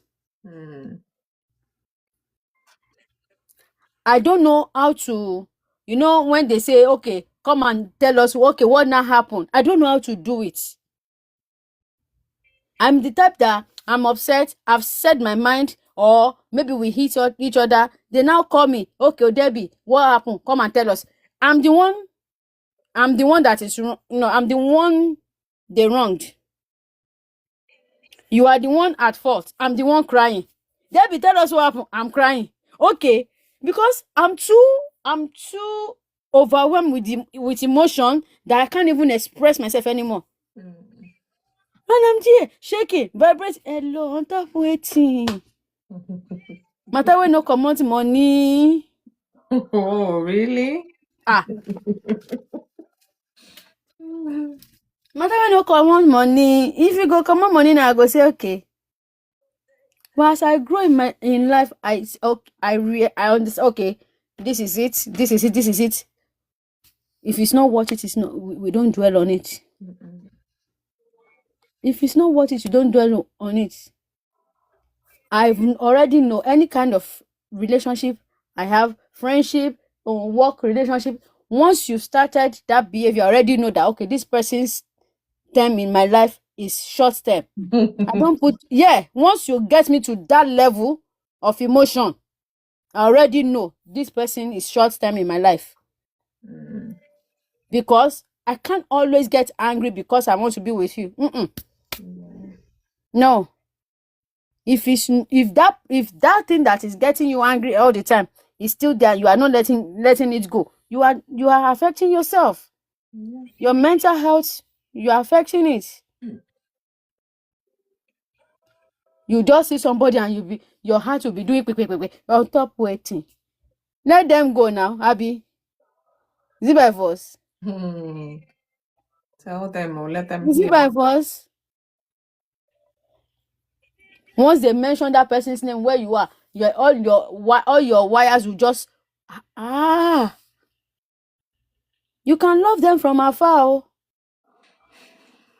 You can love them from 50 miles away. Because at the end of the day, the person that is making you have all this feeling, wallahi, the kind of peace in their river,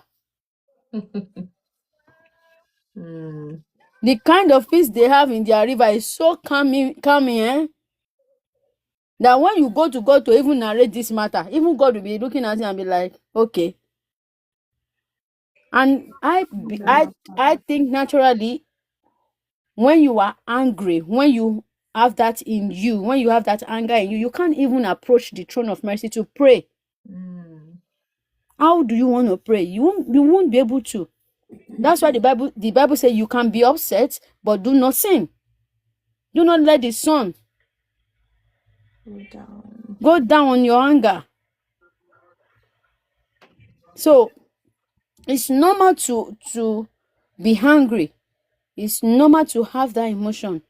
It's normal to get angry. But how do you manage it? Who controls who? If you are a Muslim, you find what works for you. I'm talking based on my belief now. I don't know what the Quran says. I don't know what the religion says. I'm talking based on my own belief now. Joe, you can tell us if you know. If you're a Muslim, you can tell us what people can do. I'm talking based as a Christian now, what you should do. And if you get to understand yourself, you know, okay, what things get you upset, what things anger your soul. You'll be able to know how to avoid them. You'll be able to know how to avoid them. You'll be able to see them before they get closer. Yeah, and if it's something somebody is doing to you, you'll be able to forewarn that person. I don't like this thing you are doing. I don't like this thing you are doing. And if they continue doing that, you already know that is who that person is and how they want to behave. What you do is you love them from afar. Because when it comes to emotions, it affects us differently as human. Yeah. It affects us differently as humans. Some people, once they hear bass dose, that's where they find joy. Olu, I see you. While some people can't deal in that kind of thing. So you know yourself and know what works for you. But to be honest, peace cannot be bought in the market. Mm. And anger, that emotion, if it's too much, it affects the kind of relationship you have. It affects the value of relationships you have. You can at the same time even lose valuable people if you don't know how to manage your anger. So learn to manage it, know yourself, do not let it control you, and learn to have peace and be joyful. Amen. Peace and joy, and be joyful. Those two things, they're not the sell am for market. Once you have those two things, when you see trouble coming, even you know how to stay away from them. I Yes. love my peace and I guide it so jealously. As in so jealous. I don't care who you are. Once your behavior is trying to affect my peace, I move back. This I peace cannot that because I of you. have. You know that song, Debbie? The I world cannot didn't give it because to of you. me. You know that song? This peace that I have, the world didn't give Yes, it to me. This peace that I have, the world didn't give it to me. The world didn't give it. The world can't take it away. So, your I cannot choice. because of you be drinking paracetamol. Ah, And why you are eating eba somewhere relaxing, and I'll be like, I can't believe, hello, hey, yeah, taste you of you you, everything. you are dealing with something else that you don't know. So I know it's not easy, especially when you are dealing with human beings, but your Tell health, me about your it. mental health is very, very, very important. Your peace, guide it jealously. May the peace of Amen. God be with us all. Amen. Thank you, Debbie.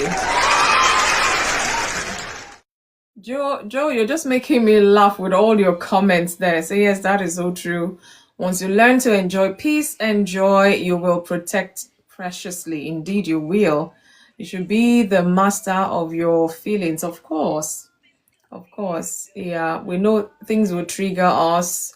Situations will arise that will bring this anger. Because, I mean, if you're going your way, just living your life peacefully, except you anger yourself, so to say. But then things around you, circumstances, challenges of life, people, all sorts will bring out this anger in you. And like the Bible says, in case you don't know Joe, it says it's good for you to be angry, but it's what you do with it that matters. Some people have been angry. I don't know whether it was Shan you shared or I read some, I can't even remember. This person was so angry because yeah, I think it has to do with football. The man always watching football at odd hours, even when the wife wants to sleep. One time, I don't know, she sleepwalked to the point she got a knife, and the man was shouting, and she was sleepwalking. I don't know if it's true or not, but she used the knife on the husband, and that was the end of the man. When they woke up in the morning, when she woke up in the morning, the man was lying beside her in a pool of blood, gone, and she could not. The forensic, everything came, they did investigation, saw that she had a knife there, her fingerprint, everything, but the woman could not remember she did that. So imagine that level of anger such that your brain is even shutting it out. May we not find ourselves in such. So we got to talk about these things, learn to manage it. Some people, it could be maybe some chemical or whatever imbalance in their system that could result in any little thing, they would go to that extreme, explosive anger. I get it. But help is always available. Are they seeking help? Some people may have to even take medication. Some, it could be maybe their dietary or their diet, so to say, the things they have to eat. things like there's always something to do, whether it's psychological, whether it's chemical, whether it's whatever. There's always a way. Some people, all they need is therapy. They go into therapy for a few weeks or months, and they're able to learn more about this, what causes it, why they react that way. Some people may have to go through psychodynamic to go back to their childhood days and find out, okay, maybe it stemmed from there, and work their way to where they are at now. There's a whole lot of things you can do in order to help you such that this anger will not consume you or the people around you, because it's very important. People have destroyed their homes. Some people are divorced because of this anger. Some will say, oh, they're good at everything, but this anger, hey, they've had enough, and that's the end of that marriage as well. Some, it could be a business partnership, it could be anything at all, really. If that anger is not managed, can actually destroy anything and everything. So let's be on top of this. Do not say, oh, if I go counseling, I don't want any stigma, I don't want this, I don't want that. No, please seek help so you don't destroy yourself or your loved ones. It's very important.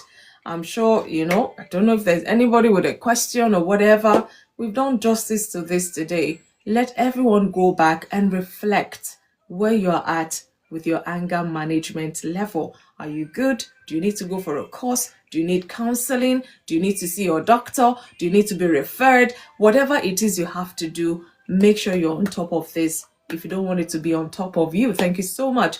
Therapy is so European to me. I believe love is the answer. Hey, love is the answer for everything.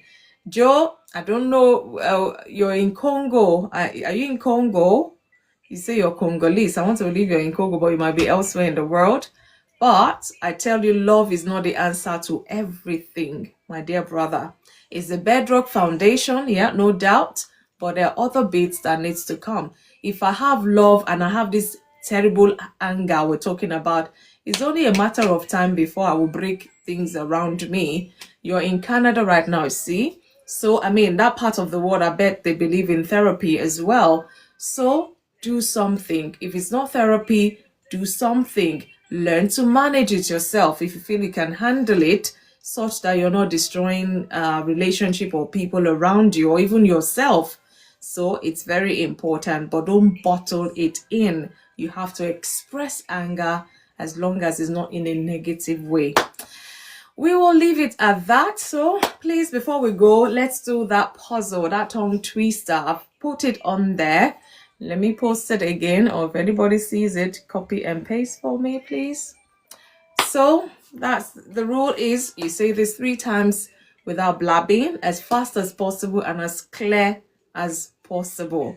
Wise words win where wild wrath worsens wounds. Say it 3 times without blabbing. Joe, I don't know if you want to try this. You can send a request, come into the box and try this and see who gets the token tonight. So people in the box, I've been posting it since, and I want to believe, Shan, you've been practicing. Otherwise, let's see, anyone can start first for us. And if you're not in the box, you want to try, please send an invite. Ebony, go for it. Okay. Wise word worsens. I can't even start. Don't let me start, please. Wait, pause. Breathe in and out.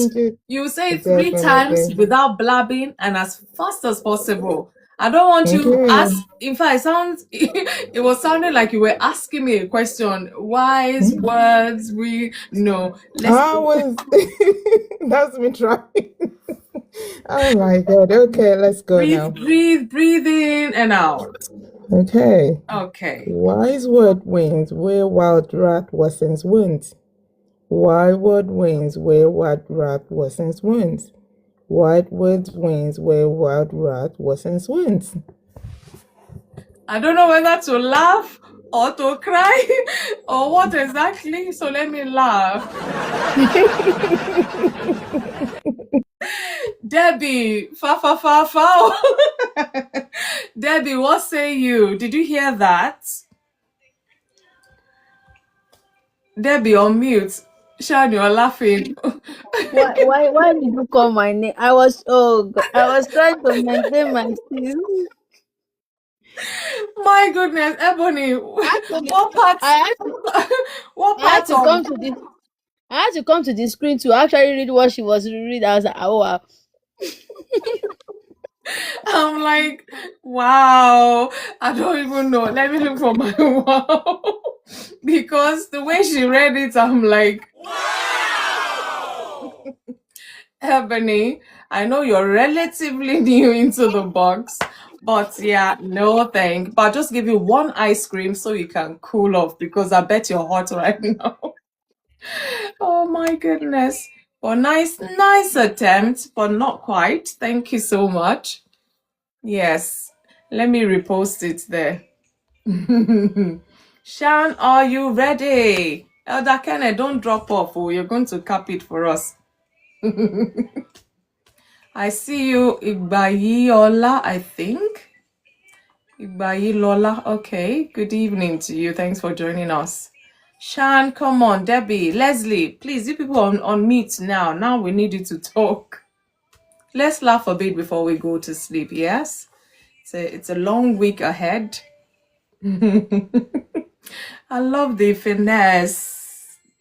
Wise words win where wild wrath wasn't. I'm like, Ebony, what are you doing? But well done. Leslie, I know you're tapping away. Please unmute that microphone. Let's hear you. Elder Kenneth, are you getting ready? Thank you for joining, Uggs. I see you.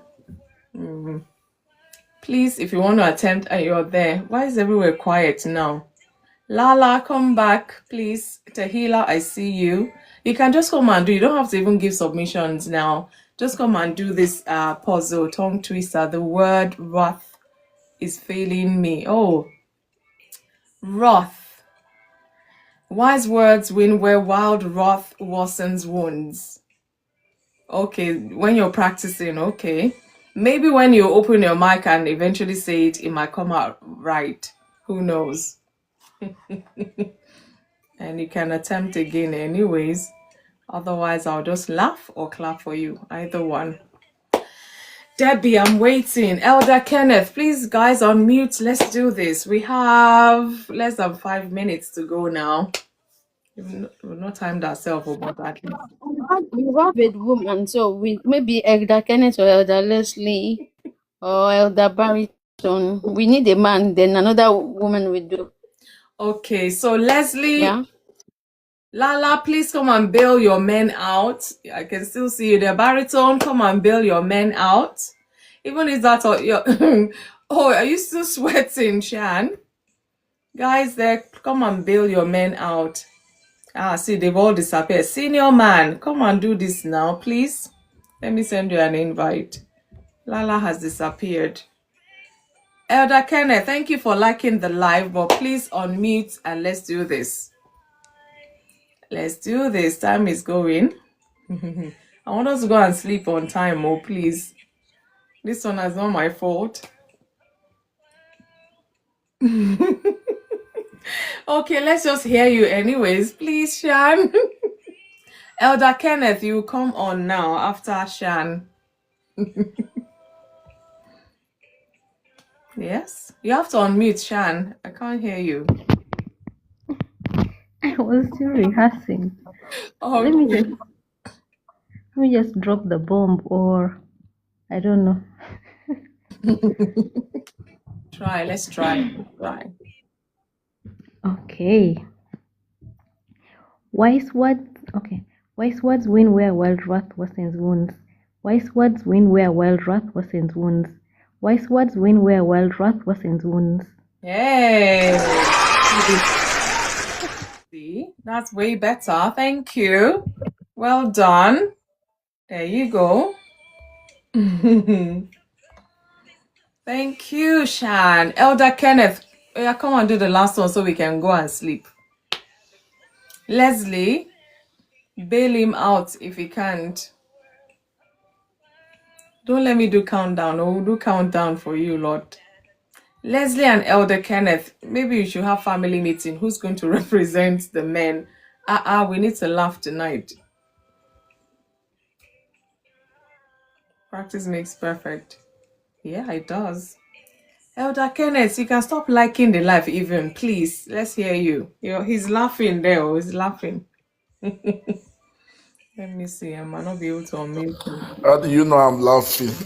Because I can see you. You know, I always see you. I have I this practice, invisible but screen. I'm not getting it. I don't want. I don't want to make a error of myself. The word is not coming. Just try, sir. Please. Even me, I'm begging. I'm requesting.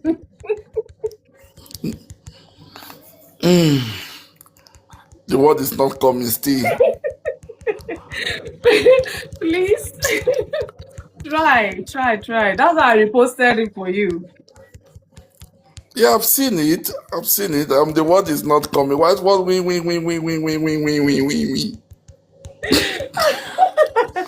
The win.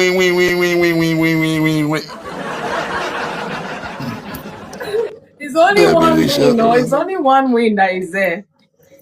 The win is too much. Why is what win? Where win? Where's where do? Oh dear.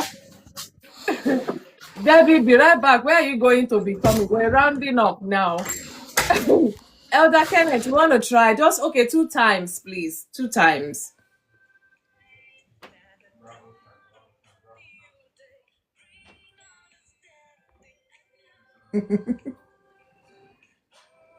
Yes, come on, Okay. Charity. Why it was we where we? Oh, the word is not coming. No. Okay, I can't. Okay. All right, Leslie, that means he's passed the baton to you now. Unique. Good evening, Unique.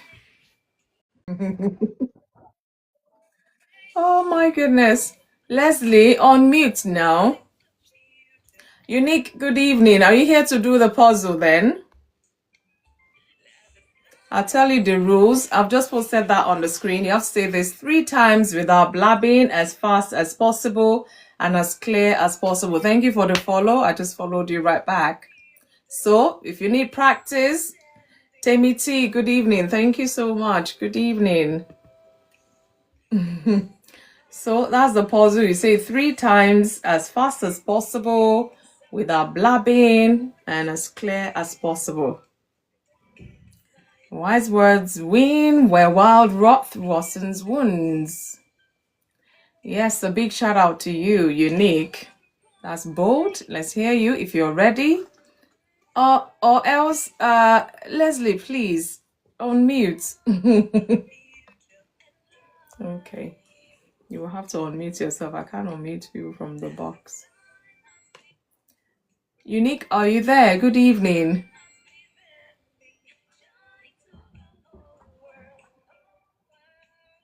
Oh, waiting for Kenneth. I don't know what happened. I said the words are not coming. He's giving you his win. Are you ready? You have to unmute so we can hear you. Thank you, Temi T.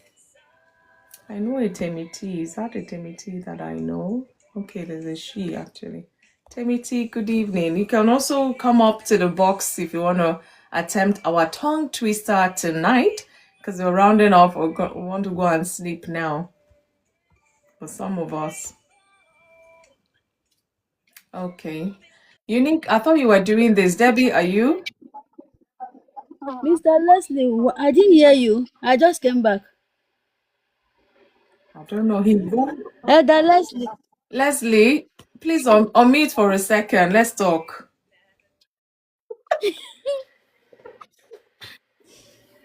Elder Leslie, don't do this to us. Unique, are you there? Can you unmute and even say hello to everyone in the box? Okay, let me even try it. Where is it?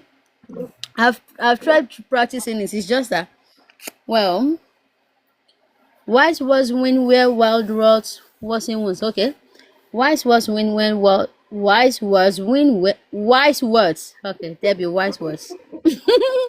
Where is this? Go. Okay, let me stop joking around.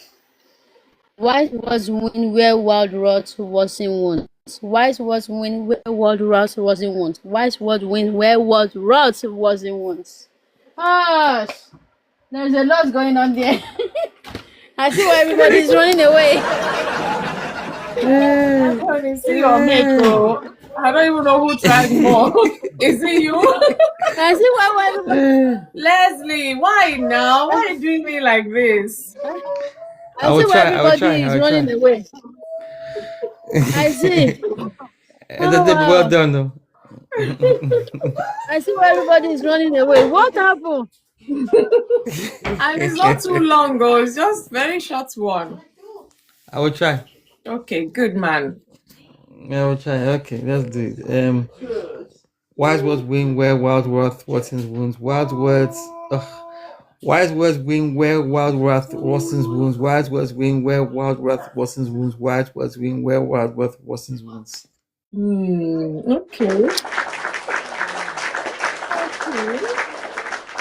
Okay, nice attempt. Well done. Thank you. I think on that note, because I don't think anybody wants to talk anymore. Thank you so much. Yeah, I know. You tried. Well done, Leslie. Thank you. You see, he even did better than me. Sir. You say? He even did better than me. Of course, he did today. Oh. Yeah. Well. Thank you. Yeah. Well done, Leslie. Thank you. Elder Kenneth, for the attempt. Yeah, even though I don't even know whether you attempted, but thank you so much, everyone, for your contribution. Immense thank you to everyone. Thank you so much. Debbie, thank you. Leslie, thank you. Elder Kenneth, thank you. Ebony, thank you for your submissions. Shan, thank you. Who else? Susan, who's dropped off. Lala, who's dropped off. Quite a number of people, they dropped off already. I see you. Tahila, thank you for being there. Odeni Moses, hey, see this cousin of mine. Good evening to you. Thank you for joining us. PKA, thank you. I see you've been there since. Lala came back, but you dropped off. You didn't want to do our tongue twister. But thank you all so much. Really appreciate every single one of you. We'll be back on Thursday, 8 p.m. UK time, where we'll be talking about issues that has to do with marriage, relationship, and God helping all of us. Guys, let's go back, reflect. Are we dealing with our anger issues? If you don't have issues, is it under control?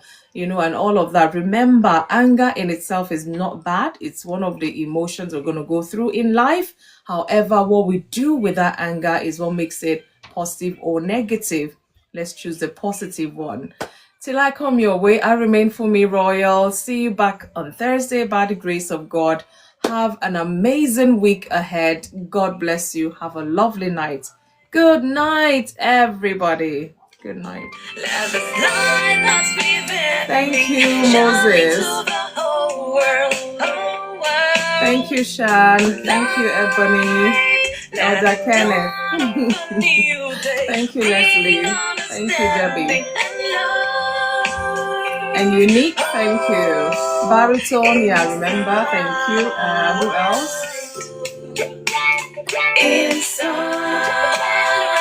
Yeah, good night, everyone.